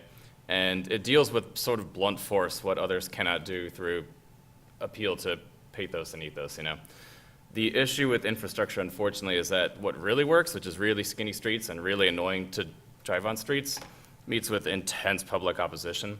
And B, is usually in direct conflict with both NFPA fire codes and how big fire trucks are, and also with, you guys are the actual road engineers like AASHTO and KDOT. Other road guidelines really do dictate how wide a street must be and how wide the radius of a turn must be. So though that truly would lower speeds all the time, in America there's only so far we can go. So in an ideal world, things would look like downtown Paris, but that's not going to happen when we have trucks that are 100 feet long. So unfortunately, I think the genius of this program lies in it does as much as it can with engineering realizing the limitations given our legal framework, and tries to get that other couple chunks, kind of like Al Gore's triangle theory with the climate change thing. Like, CFL bulbs can only take you so far. The other parts are going to have to be these other kind of small things here and there. And I think you're not going to get that many people with enforcement, or that many people with encouragement, or that many people with education, but those all might be different people. And that's why I think it's ideal that we do attack this from as many sides as we legally can within the framework that we're given. So I applaud MSO on it. So. From the planning perspective, when you think about it, our collector streets are usually through streets, and they are the ones where the speeding happens. So we've got some design issues that we set ourselves up for this kind of stuff. The other is the speed limits we have on our arterials, not necessarily a highway, but our arterials. If they're fast, it's very difficult for a driver to slow down, mentally and physically. Carol, are you trying to raise that as an additional concern about? I'm pointing Speed it limit out on the- because I keep thinking about land use planning, the overall picture, and we need to keep it in mind. I don't think these folks can take on any more than they already have. Well, I just wanted to, I think the focus or the scope of the project or this program is around neighborhood traffic. And while there are collectors and arterials in our community, a lot of the traffic calming has been to address the neighborhood traffic issues. And I think it's, noted that there are other problems around traffic, but when it comes to neighborhood traffic, I think most people want to feel like they can get around in their neighborhood. If you have a family with kids and you want to take them out on a bike ride Right. in your What I'm trying to neighborhood. point out is these external activities impact the neighborhood traffic. Certainly. I think the speed limits outside of our neighborhoods, I guess I'm just trying to distinguish, like, the scope of this is around Right. helping people to feel like in their neighborhood, they're not having to be exposed to unsafe conditions. And there are collector streets that go through neighborhoods. I totally get that. I lived on one of those. So that's where I was curious where you were going with that. Is it the collector streets speed limit issue in a neighborhood, or is it just broadly It's speed just a broad limits? statement. Okay. Well, I think the focus on neighborhood traffic calming or traffic management is critical for our community. Speed limits would be one way to address that. There's a lot of other options I think this gives us, so seems like a huge step forward, which I already said, so. Repeating myself. I think this is a great start. I'd recommend that we approve. Second that. I move we approve. Aaron, did you have? I think it's a small start. I'm hearing all this, and the things I agree with all of it. I don't like where the funding's. I feel like, the police department really should be enforcing this. I understand why they're not. I know all about the funding disappearing in 2013 or whatever it is, but, and I'm thinking about this also. It always was traffic calming was always in neighborhoods, but I feel like one of the struggles we have in Lawrence is we're the Transportation Commission. We're always talking about transportation, somebody being able to go somewhere. So you talk about my kids being able to bike around in our neighborhood, but they still can't cross Castle, and speed limit's there, it's still 45 miles an hour. So I just feel like we're always trying to get to that next point, the speed and the traffic. And so I guess I think this is a start because, and I'm sorry if I missed this earlier, I was dealing with a child thing. Lost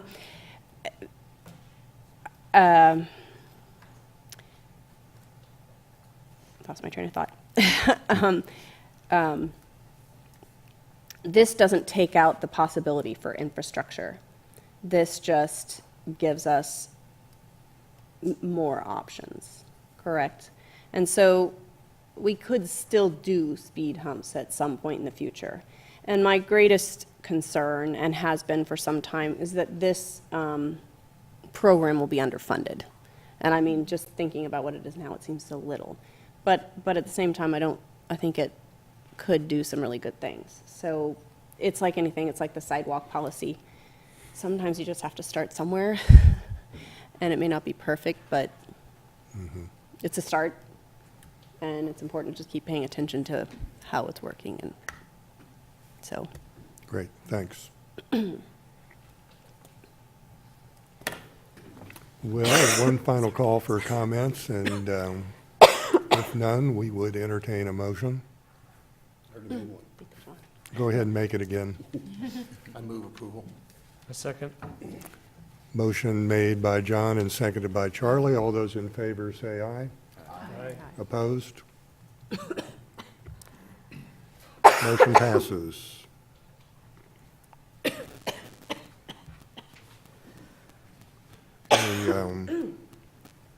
Moving on to item 4, membership and bylaws. Recommend approval of letter from chair to the city commission with proposed changes to membership.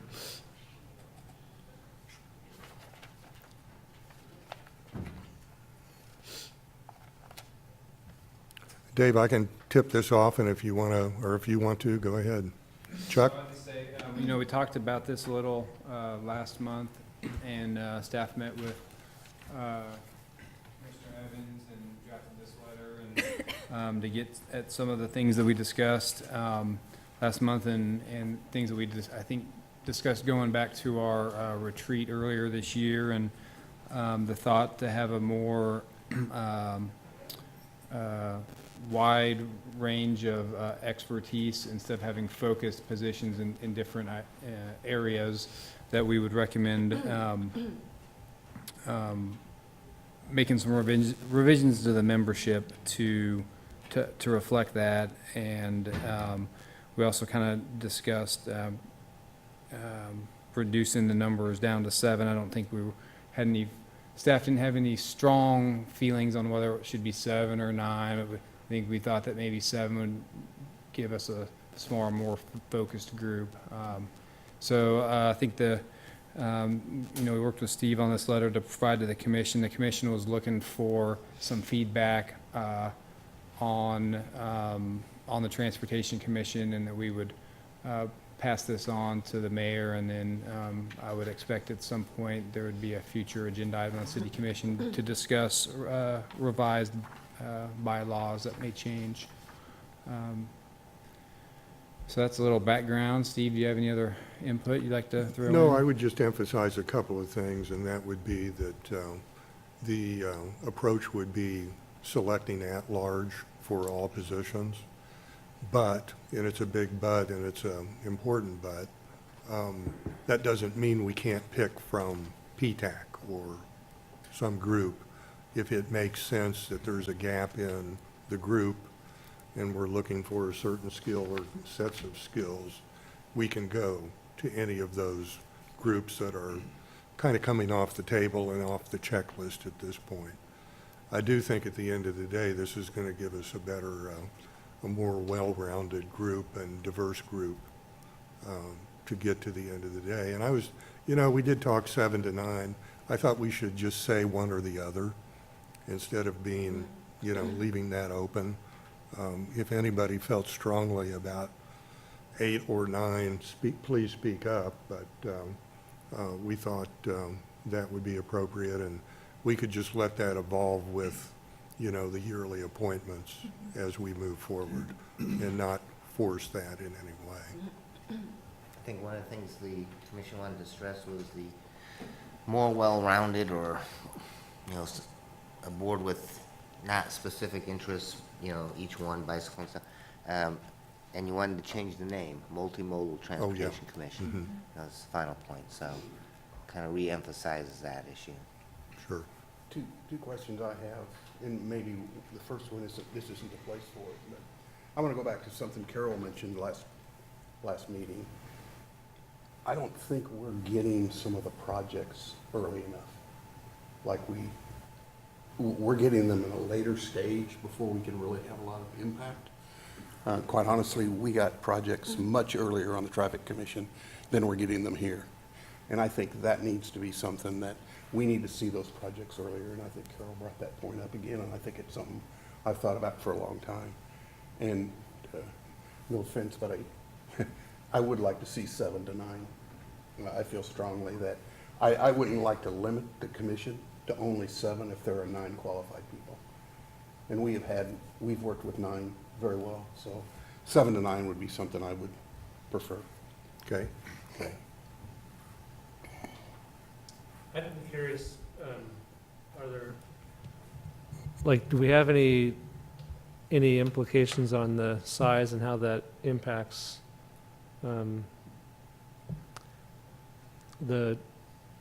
how we all are transitioning over the years? Like, if it's a 3-year commitment and you can do totally 2 terms, for whatever reason, math in my head is like 3, 6, 9.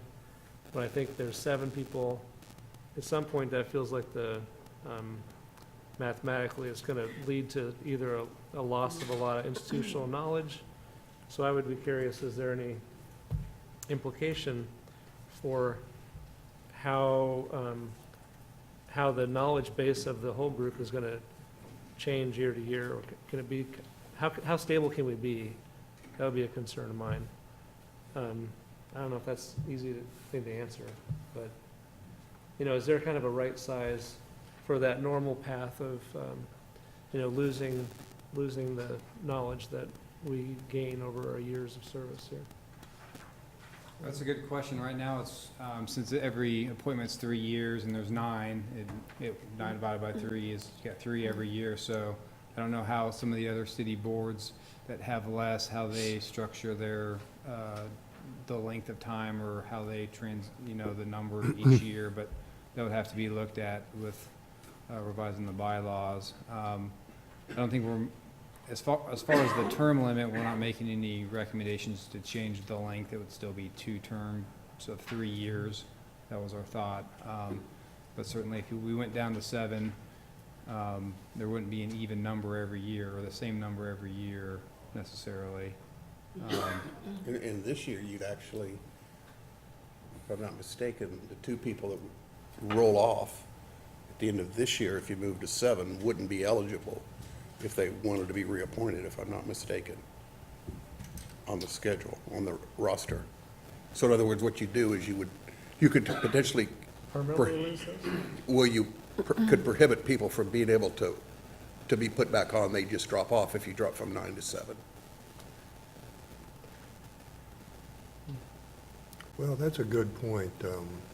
In terms of transitioning abruptly from 9 to 7, I don't know how you do that.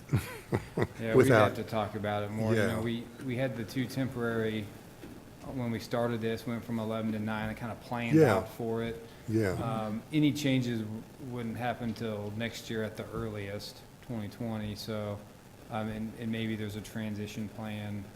I don't know. I mean, again, I don't think we had staff didn't have any strong feelings on 7 versus 9. That is one of the complicating factors of going down to 7. okay.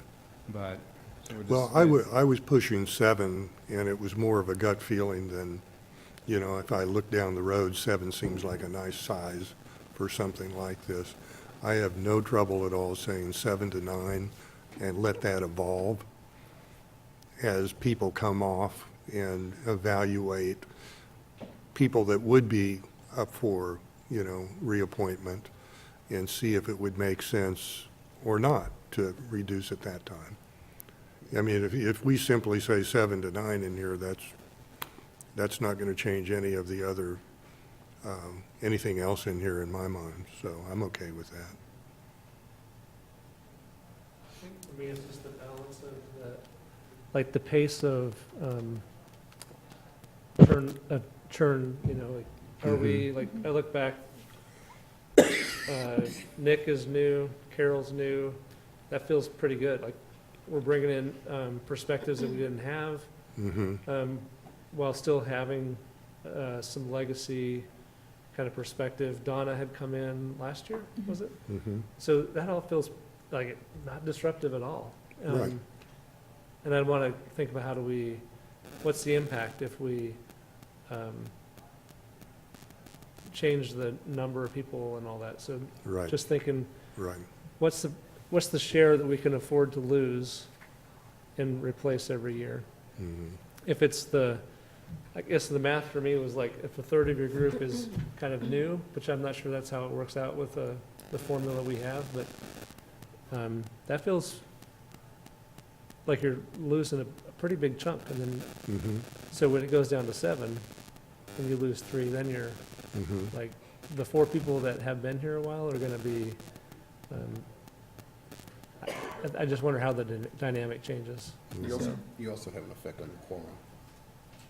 Sure, yeah. I think where I was coming from initially was, if you were just starting from the ground up, which we're not, but if you were, I do think you could probably find 7 people in the community that would cover the ground very well. But we're not starting from the ground up, and we do have to make a transition, so that probably is going to dictate something different than saying 7. Is the 3-year term, is that fairly standard in advisory boards? Like, I think that. I think it's either 2 or 3. Traffic safety was Yeah, yeah. guess I wonder what other 7-member boards, what's their process? Right. I'm sure they've dealt with this, maybe it's not a problem, Mhm. so. And how many people change every year, or every 2 years? But how many are up for reelection, whole thing? Well, that depends on, I think we've replaced as many as 3 or 4 at a time, and sometimes it might be just 1 or 2. I kind of think of those are elected offices, and maybe there's a difference Yeah, there, maybe a little because bit. they're allowing the public to say, oh, we're tired of this. Yeah. I assume a body like this should be a little more stable and help, it's like you don't want staff to be changing every couple of years, so, we're kind of a bridge between that elected, where there could be a lot of turnover, and staff, we hope there's not a lot of turnover. And here we're bringing in new perspectives, but not too fast that people can't acclimate. So, I don't know. Okay. It seems, I'm sorry. Go ahead. It seems too, like, we just had 2 people go off and 2 come back on. Is there gonna be a year where there's more, like 4? Why wasn't it 3? Right. So we're not doing third. Yeah, Let me think. Did we lose somebody midterm? mid-cycle? Well, yeah, I don't know if Jeff Severn if that was in the middle of his term. Oh, yeah, Oh, yeah, that's that's right. probably what it was. That's right. So I made it Right. weird. Yeah, you were off cycle. Had he finished his term, we would have replaced 3. Well, nothing about this has felt disruptive at all. I feel like No, I agree. it's felt pretty good. Okay. So I just wonder, like, how does that change if we have and it's just one of those 3, 6, 9, this must be magical, because it feels, The math is really easy. the math seems simple. Whether it works, I'm not totally sure. Mhm. But 7 is an odd number to think, but maybe it's totally fine. I'm just raising it up as a consideration. I think, like John, I'm also curious, like, is there something that's not working with 9? And I know, Steve, you've always wanted there to be a higher level of engagement, and so if the idea is that a smaller group will be more engaged, because it creates, there's fewer people that have to talk. Right. I get that, there's 7 voices. We can all talk longer, I guess, is your theory? I don't know. I'm not sure how that pans out. I could imagine you could have 7 people and some that are just as quiet as some of the 9. So it might not follow that everybody suddenly contributes more. So was this letter specifically to change the membership and that's it? Well, And the name. And the name? and And yeah, I don't think that, we're talking a lot about the number, And I don't think that's the big idea here, really. Change in my the, mind. it was three things, what I understood. How you get selected is, this would recommend changing that so that selection is the mayor, not, health department director, not a school board or superintendent, and not KU, I'm assuming, KU select. So in some cases, like 3 of the members of this commission are not appointed by the mayor. They might be appointed Yeah, technically. Technically, But but they're KU sent- forwards a name. Yeah, so maybe that's one change. And then part of that also is that the representation is not as much like based on a particular interest group or organizational perspective. It's the community-wide perspective So and a what if we multimodal keep the perspective. membership at 9 for now, and just deal with the title and the appointments? And like that. write it out for another year or so. Well, I would, This will be an annual review. yeah, I would think that as terms expire, that there would be an evaluation by staff, the mayor, whoever, in terms of the makeup of the group.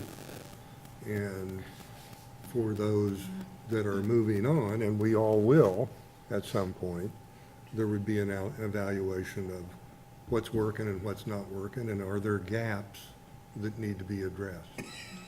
And to me, that's not an automatic approval of the next term for any of us, really. And to me, that's going to get a better group at the end of the day, a more diverse, active group at the end of the day. And as Charlie, I have had comments about engagement. I'd say something a lot different today than I would have 6 months ago. And I really think that's improving a lot. I think we can go a little further with it, but I think that's coming around pretty well. Anybody? I think we need to open it up for public comment, see if we have any ideas. And we can do that. Anybody wants to chime in? You look too relaxed, Gary. Okay. Gary Weber, 907 Murrow Court. You know, this, I like the idea, but it sounds a lot like an answer to a problem that doesn't exist. I think you do great as 9, and if 2 of you have to be on vacation or are sick, there's still a good number of people that can figure this out. These are not easy problems, and I'd hate to get too small and somebody's missing, now there's 6, and need a number. And I think you're doing a great job. I think you ought to stay at 9. At least give the option of it, 7 to 9 if you prefer. And I can see the point about someone else selecting 3 of your members and how that is a problem. But on the other hand, I'm a little worried about this review you're talking about and whether the staff and the city are really going to look at you and see what's missing, or whether the mayor will just get 3 or 4 applications and they'll point at one and there you are. And I remember when we were talking about Castle a couple of years ago, I came up and I said my normal stuff, and as I went back in my chair, somebody said, "Streets are for cars." And I thought, oh, man. It reminded me that there's a lot of people out here that think multimodal transportation is some kind of hippie byword, and it's a bunch of crap, and what's really important is getting cars going as fast as they possibly can on big, wide streets. So, you know, I would hate to see a lot of those folks sitting in your chairs. I'd be pretty upset if there wasn't somebody saying something for bikes and pedestrians. And is the mayor really gonna know that the person who spoke for the pedestrians is gone? Is that mayor really gonna appoint a pedestrian representative? Can we really count on a broad range of input from people who believe in multimodal transportation? I don't know. I believe there's more good than bad, so I think whatever mayor would be would probably give us as good a group as you're here right now. But it makes me a little nervous taking away that requirement that pedestrians and bicyclists and public transportation and KU, et cetera, are represented on this board. At least, you know, when it's that way, I felt like there was one person or 2 speaking for what I thought was important. But maybe that'll go on. It makes me nervous, but thank you very much. I think you're doing a great job. Thanks, Gary. Yeah. Any other public comment? Okay. I guess we could summarize this. If it's acceptable to look at 7 to 9 members, and that would be the revision to the letter. Go ahead, Aaron. I would like to see it be kept at 9. Would you? Okay. Would you be opposed to simply eliminating the sentence about the number of members?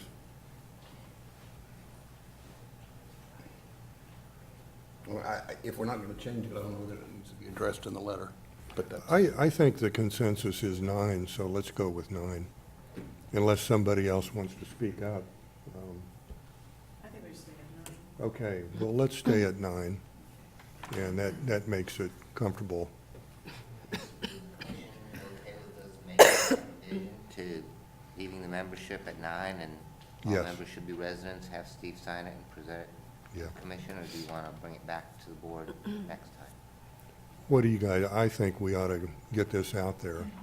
If that seemed to be the only I would agree. major discussion point, so Okay? I think that's We good, can do Chuck. that.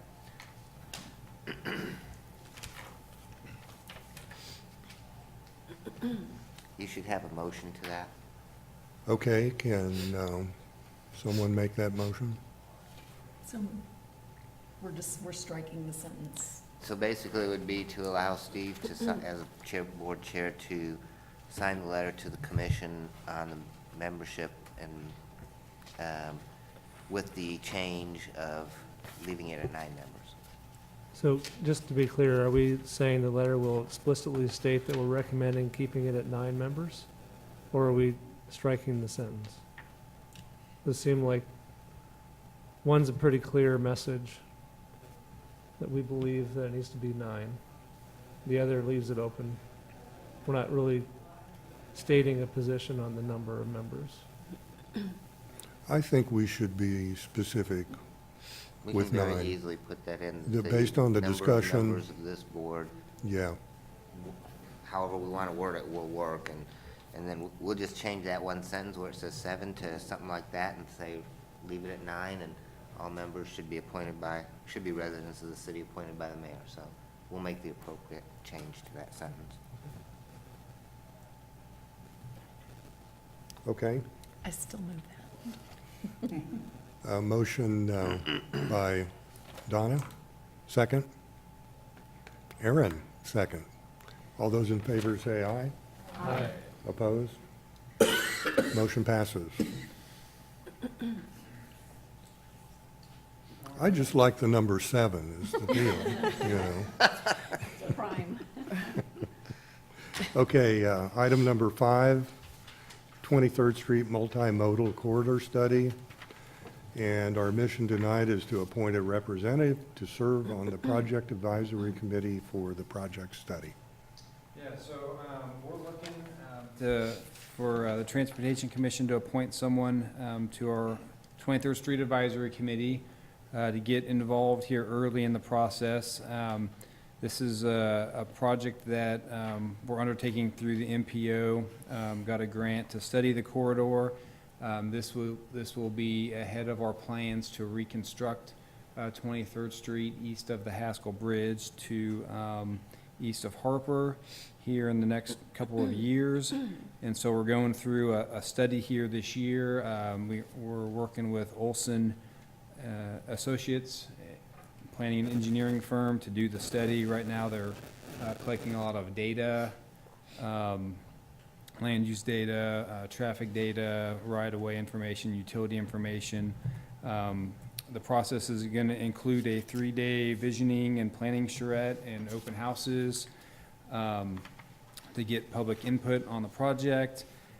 We have included in here the meeting dates that we would need the appointee to be able to attend.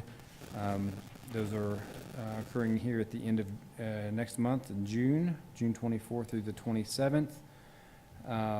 So we're looking for someone from the Transportation Commission to join the Project Advisory Committee. That committee includes city staff, representative from Haskell, the county, Lawrence Public Schools, maybe Ron, looks like he's on there. Community shelter, the BAC, and property owner and a business owner. So trying to get a well-rounded group to help advise the project team going forward on the project. And then we'll be having those open houses and developing a concept study that will eventually make its way back here to review, probably early fall. So that's, I guess, some of the background, and then I was just looking for a volunteer and looking for an appointment. If you can attend with the schedule that we've kind of outlined, that would be important. Well, we normally look for volunteers around the table to begin with, and then we draw straws, so it's better if you speak So up. by Carter's study, you mean for East 23rd Street, is that right? Correct. That's the primary focus. We did get some traffic counts from Iowa, west to Iowa, but the primary focus is east of the Haskell Bridge, which is in the CIP to be reconstructed. But we are looking at signal timing and stuff just west to kind of tie into the corridor, but the primary focus is East 23rd.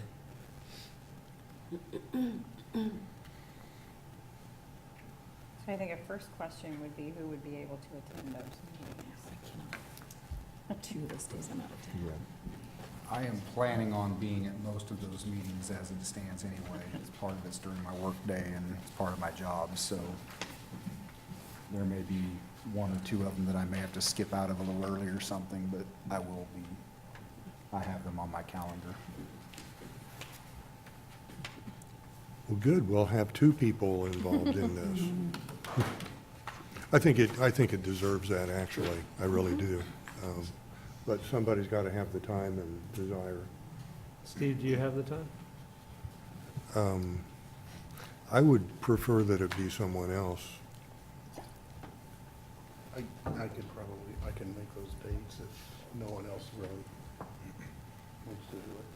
I'm sorry, what did you say? I said I can make those dates if no one else really wants to do it. I'd be happy to represent, but it's up to you guys. We normally pick on the new people, by the way. And I would normally volunteer wholeheartedly, but I'm on like Good 4 time. different boards right now. There's only so many boards that I think I should be on in Lawrence, honestly. Just there's only so much of me that we need, so I'm gonna respectfully step aside on this one. Okay. I noticed your chair was moving back. I'm just Where getting are we comfortable, talking? but yes. I'm fine with John. Does anybody else like, hey, I really want to do this? I like that kind of thing, except that I keep hoping younger people will step forward. Is that a slight against John? Against yourself? What are you trying to say? No, I Didn't gain many mean, years. myself, I Okay. may look like a kid, but I'm not. I keep hoping the younger ones will start to take hold. Right. John, if you need a tag team, I can help you out. Okay. Oh, that's good. Okay, we have, It's just a lot of time for some people to do Right. their workday. right, it is. We have Ron Incognito, and then John and Carol. And John would be our primary person. Oh, we need one, yeah, we need one, so is that? Okay, let's go with John. And, I mean, we can all, are these open meetings? Yes, they're all Okay, public, so- open meetings. You know, We just wanted to make sure we had one designee that was attending. okay. Do you need a motion, or is that good? Oh, public comment. Yes, we are, Michael, sorry about that.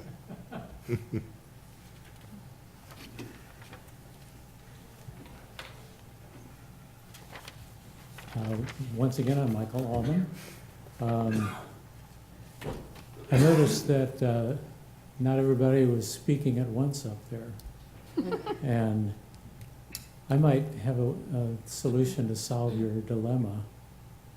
It may raise some eyebrows, but staff is looking for someone to represent the Transportation Commission, appoint a representative of the Transportation Commission, not necessarily from the Transportation Commission.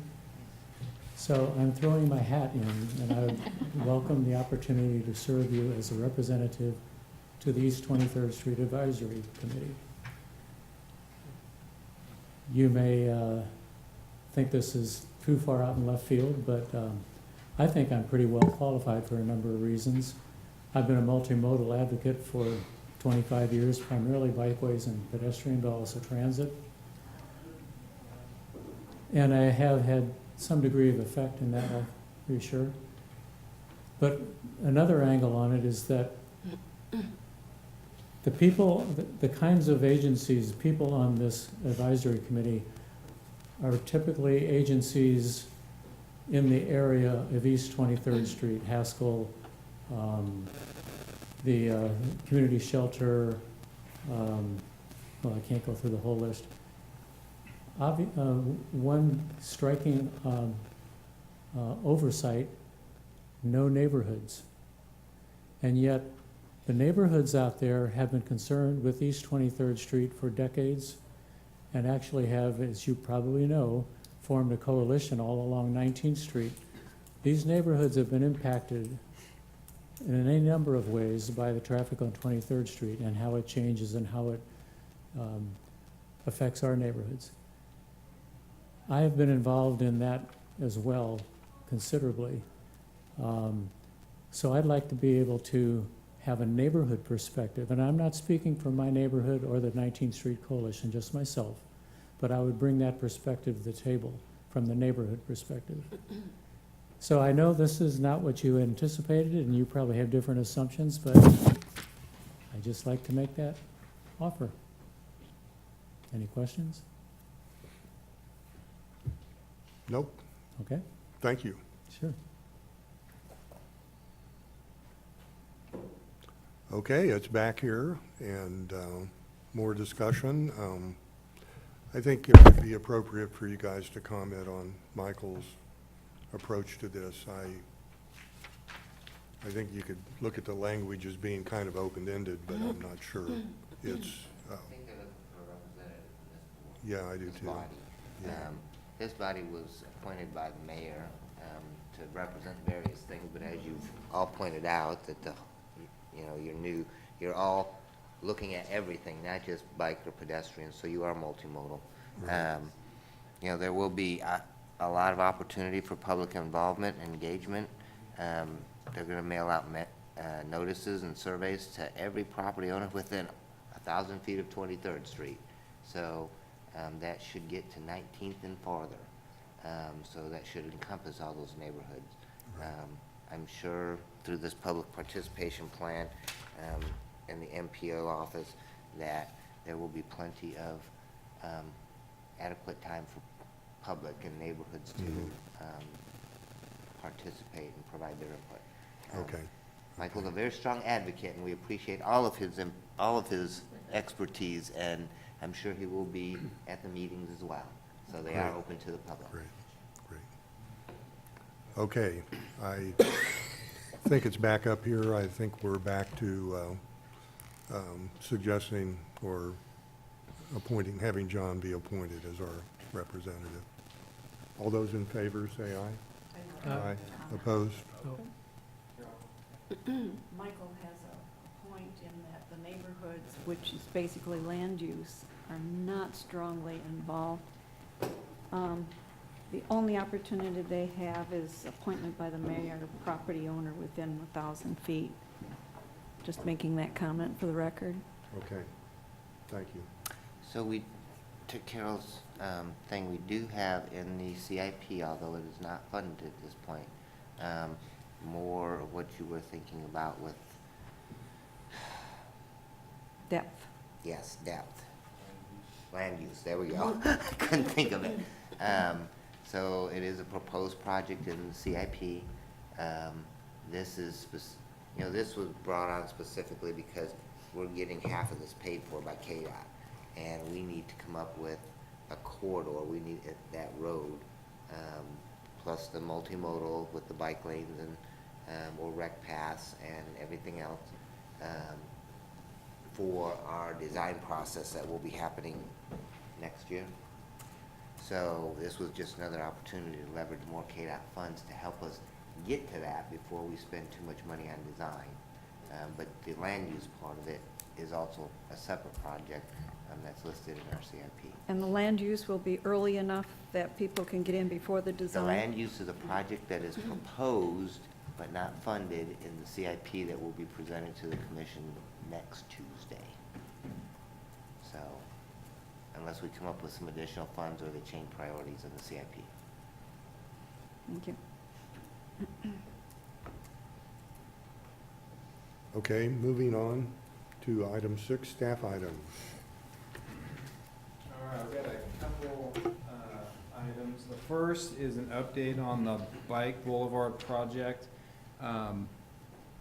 So we're working with a consultant to have another round of public meetings, which will be next week, Wednesday, May 15th, from 5:30 to 7:30 here in the City Commission Room, and Thursday, May 16th, 4 to 6 p.m. at the East Lawrence Recreation Center. At those meetings, we're going to present the final conceptual design plans for both the 13th Street and 21st Street bike boulevards, and get public feedback. That would be ahead of our meeting in June, where we'll bring that recommendation on your agenda for the June meeting.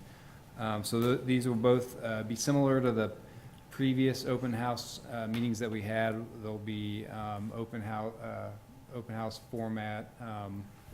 We'll have the displays, display boards with the concepts throughout each of the corridors. So, and then that again will come back in June to this group. The other thing that I was gonna mention, we just got an announcement that went out today that Lawrence was ranked 6th out of 510 participating cities in the 2019 Places for Bikes City Ratings Systems. I think that is something that the community should be proud of, and I think it speaks to a lot of the work that's been going on, particularly acceleration and how fast the bike network is expanding. And I think some of those pieces helped Lawrence score so high. So I think that's something I wanted to mention. And Jessica Mortinger in our MPO office deserves a lot of the credit for spearheading the application for that. So just wanted to point that out, that we're still making progress, and that was a pretty good news item that we had today. I think that's all that I had for staff items, so we'll go on to commission items. Any questions on staff items? Okay. Let's go on to commission items then, Dave. Oh, That's you, Chief. that is me, isn't it? Does anybody have commission items they'd like to discuss? I have a list. Does anybody want to go first? We can go with Carol's list. Okay, my first one is, how does the Transportation Commission interact with MPO? I think we need to clarify that. It's a total muddle in my mind. Well, I can recall several times in the last 2.5 years that we've had Jessica and other MPO people in, and I think some of the best study sessions we've had have been with them. What is our role compared to theirs? Well, the MPO's Lawrence and Douglas County, so it's a little broader than just the city of Lawrence, which is what this board is tasked with, but they're still an integral part of the work that we do. And so, like the Lawrence Bikeway plan and how we work with the MPO on that, who's taking the lead on that.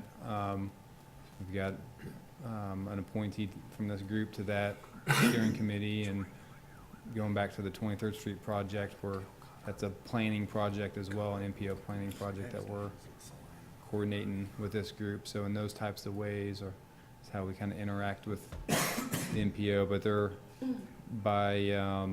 their task is the Lawrence Douglas County, so it's a little more than Lawrence, but the majority of their work is focused on Lawrence, I'd say.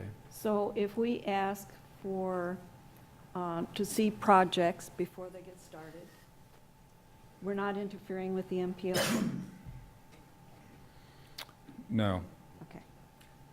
The MPO's more, I'm gonna say a higher level. They deal more with KDOT on the planning side. If you wanna look at it that way, you guys are more the, I'll call it engineers, the initiators, the people that get things done. The MPO is just kind of the planners, the dreamers. We work with them side by side so that we can get funding, get those long-term range plans out there. But they don't get involved in any of the specifics on these projects. So bringing them to you is fine. I was thinking about a question that you had, I think it was last time, and what you thought, maybe it was your survey, what we should have for background. And two things, other than, well, the task force report, of course, but we should be familiar with Transportation 2040 and the federal highway site. I can never remember that URL. What is it, David? What's that? The federal highway site. What is the URL? The FHWA? That one. There's so much good stuff going on there that we could be reading on, and we're not gonna do it all, but it's kinda nice to know it's out there. Next question, what are the specifications for sidewalk construction? Slope and level, drainage, visibility?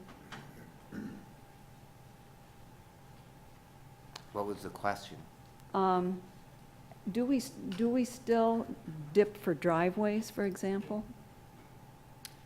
We have engineering standards. Yeah, on all new construction, sidewalks through driveways, our standard detail is no more than 2% cross slope to meet ADA requirements. Okay.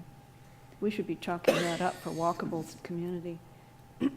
And drainage, are we trying to avoid situations where sidewalks are used for drainage now? I didn't know that word. Yeah. Not on purpose. Okay. Those are just the kind of things I notice, and we're just getting so much better at them. I was just asking. Carol, can you expand on what you mean by that? Pardon me? Can you just explain a little more what you mean by sidewalks being used for drainage? Louisiana Purchase, the sidewalk was deliberately sloped towards the street to assist the runoff, the stormwater runoff. And when you go back towards the high school, they have a real gully gusher right at their crosswalk. Because of I think it's the athletic fields, and then going down. Then they're on private property. You see downspouts that go dump onto the sidewalk. Laird Noller had one on their corner for a while. And there are things that we don't do anymore, I'm pretty sure, but I wanted to bring them up just in case. So dumping, like directing stormwater to the sidewalk? Right. Intentionally? Right. Okay. Thank you. We don't have a protocol for adding agenda items. Now, the old Traffic Safety Commission, if you sent an email, you were on the agenda. Right, John? But we don't have that, and we need to have something. I think we can do that. We've always said that we can do that. I don't know that we pointed it out, but members from the public have pointed that out too. I think everybody's responsibility to do that, to think in advance of our meetings what they might want on the agenda, and let staff know that. I suppose I could be informed at the same time. And some of the items might not need to come before the commission, Right. but sometimes they would. Are you asking for a protocol for commissioners to do that or for the public to do that? For anybody. Okay. We just don't have a protocol for doing so. Well, I think, Carol, we can do it. I'm speaking for the commissioners. Mhm. Absolutely, we can do that. Speaking for the public, you probably get all kinds of emails requesting, and you filter them, right? So I think that's appropriate, but I don't think we can, I think it's totally acceptable for anybody that sits up here to do that. Okay. Another thing I want to bring up is the 3-minute time interval for speakers. And a lot of times, if someone is making an informal comment, that's fine. But we have a lot of knowledge in this community, and some people have done more research than we have time for. And if there were a way, maybe being reviewed by the chair or something for a prepared presentation, if we could allow more time, it would save us time in the long run. Because there are a lot of ideas out there. Things are changing very fast right now. Like I was reading in Kansas City, just happened upon the website, that the city's paying for sidewalks on main drags. And I thought, say, what? Was that Kansas or Missouri? And I couldn't figure it out from the website. But those things are happening all the time. And in order to keep up with them, we should ask the community for their help. Can I make a comment? Yes. In terms of the 3 minutes, I've tried to remain flexible since I've sat here in the chair, and I will continue to do that. I have no problem at all if somebody stands up and requests a little more time, and how much time that may be. I do think it's best in terms of facilitating what we do here to have a guideline, and that's how I'm treating it. I don't know if that clock has been running, but Just don't forget that if you allow somebody to speak 20 minutes, then Right. you've got to allow everybody that opportunity. You can't shut people off just because you don't yeah. want to hear what they've got to say. However, if it were reviewed and they were part of the agenda and we put a time limit That's on it. different. Well, Totally different. yeah, so there's not really a review of people's stuff coming in except by staff. And then Steve approves the agenda with David. Mhm. That's what I was thinking, because yes, some people are quite verbose. Okay, and now here's one of my way out ideas. Instead of having the just public comment, what if we had a forum for 10 minutes on some issue, like I'll bet you anything sidewalks are a biggie right now. What if we just said, we would like to hear comments on sidewalks, whether it's funding sidewalks, condition of sidewalks, which sidewalks, sidewalks to stores, just different things. What if we had a forum? If nobody wanted to have a forum, then we don't have it, but as a part of the agenda.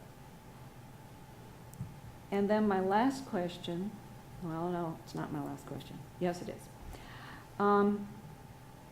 When I was looking around the federal highway site, I noticed that there were a lot of research projects going on, a lot of experimental projects, and I was thinking, how do we do that?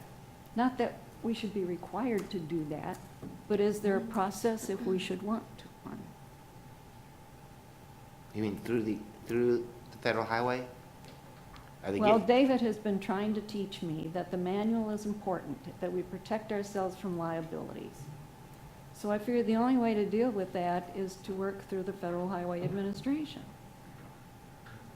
Well, they have numerous programs and documents, so I mean, it can go all over the place. They have what they call Everyday Counts program, and they have new innovative things that they look at, a few different topics every year, and, you know, staff learns about them through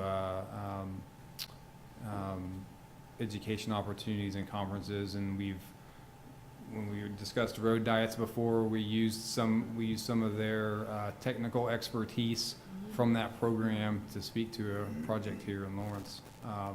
So we try to stay up on that type of stuff as we have time, but if you had more specifics on a certain program or a technology, probably give you more specific So are they pretty information. much grants that you apply for or something? Well, they have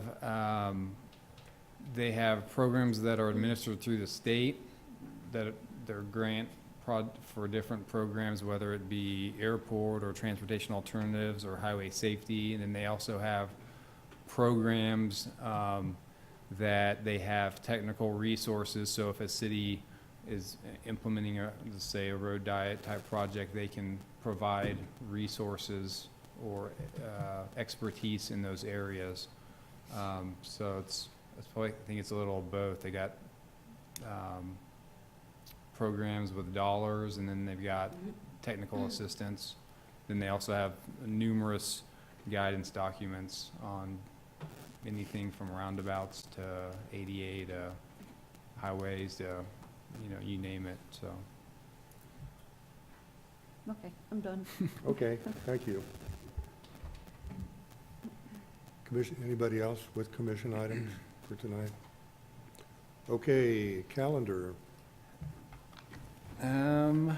Looking forward to June's meeting. Again, we have, well, I guess on the study session first, we're going to provide an update on the Safe Routes to School plan. That it's another project we've been working with the MPO on to update that plan. We'll give you an update of where that's at, give everyone some background on the school area traffic control policy, and also receive a draft of the Lawrence Bike Plan. So a lot of MPO involvement with a study session next month. And then at the regular meeting, again, we have the Bike Boulevard Concept Plan, and then also we set aside or noted the recommendation on 2019 bike ped projects. And I think some of that may tie into our funding and estimates on this Bike Boulevard Concept Plan. The engineering team is working on coming up with estimates, looking at the budget that we had and looking at the estimates, and so there may be a need to make a decision or evaluate using some additional funding, if appropriate, to do more on those bike boulevards. So we'll probably be talking about both of funding and the concept all together in June. So that is what's coming up next month. I would just make a request. You guys have been really good about getting stuff out to us before we walk in on the bike boulevards. Let us know when those plans are available to look at. Yeah. I assume they're not yet. Well, and when we have the open house next week, Yeah. those will be the same plans that Okay, I don't anticipate us tweaking anything between then and the June meeting. We were gonna Okay. do that tonight and just decided it'd be better to take right. those plans out to the public first. So those, once those get, those will get posted probably online ahead of the meeting, I would anticipate, Okay. but no later than the meeting, they'll be there. Okay. And are we gonna have the boards up in here? Yes, yep. Okay. We'll have boards as you walk down the corridor, and I think we're gonna have one large roll plot of each of Out the whole here? corridors. They'll be in here, Okay. out there. The meeting, I think the first meeting's in here, second meeting's at East Lawrence Rec Center, so we'll bring those poster Oh, boards to both meetings, the Okay. open house meetings. For our meeting though, on June 1st. I don't, we may have them out in the lobby. I don't know if we won't have them here Okay. in the commission room. But I think Okay. that this attempt to have these open houses was to bring those poster boards and have a lot of that, I guess, visual, seeing the plans before we discuss it, so. Okay. Sounds good. If there is nothing else, we can take a motion for adjournment. So moved. Moved by Donna. Do we have a second? Second. Second by Charlie and Aaron. Meeting's adjourned. Thank you.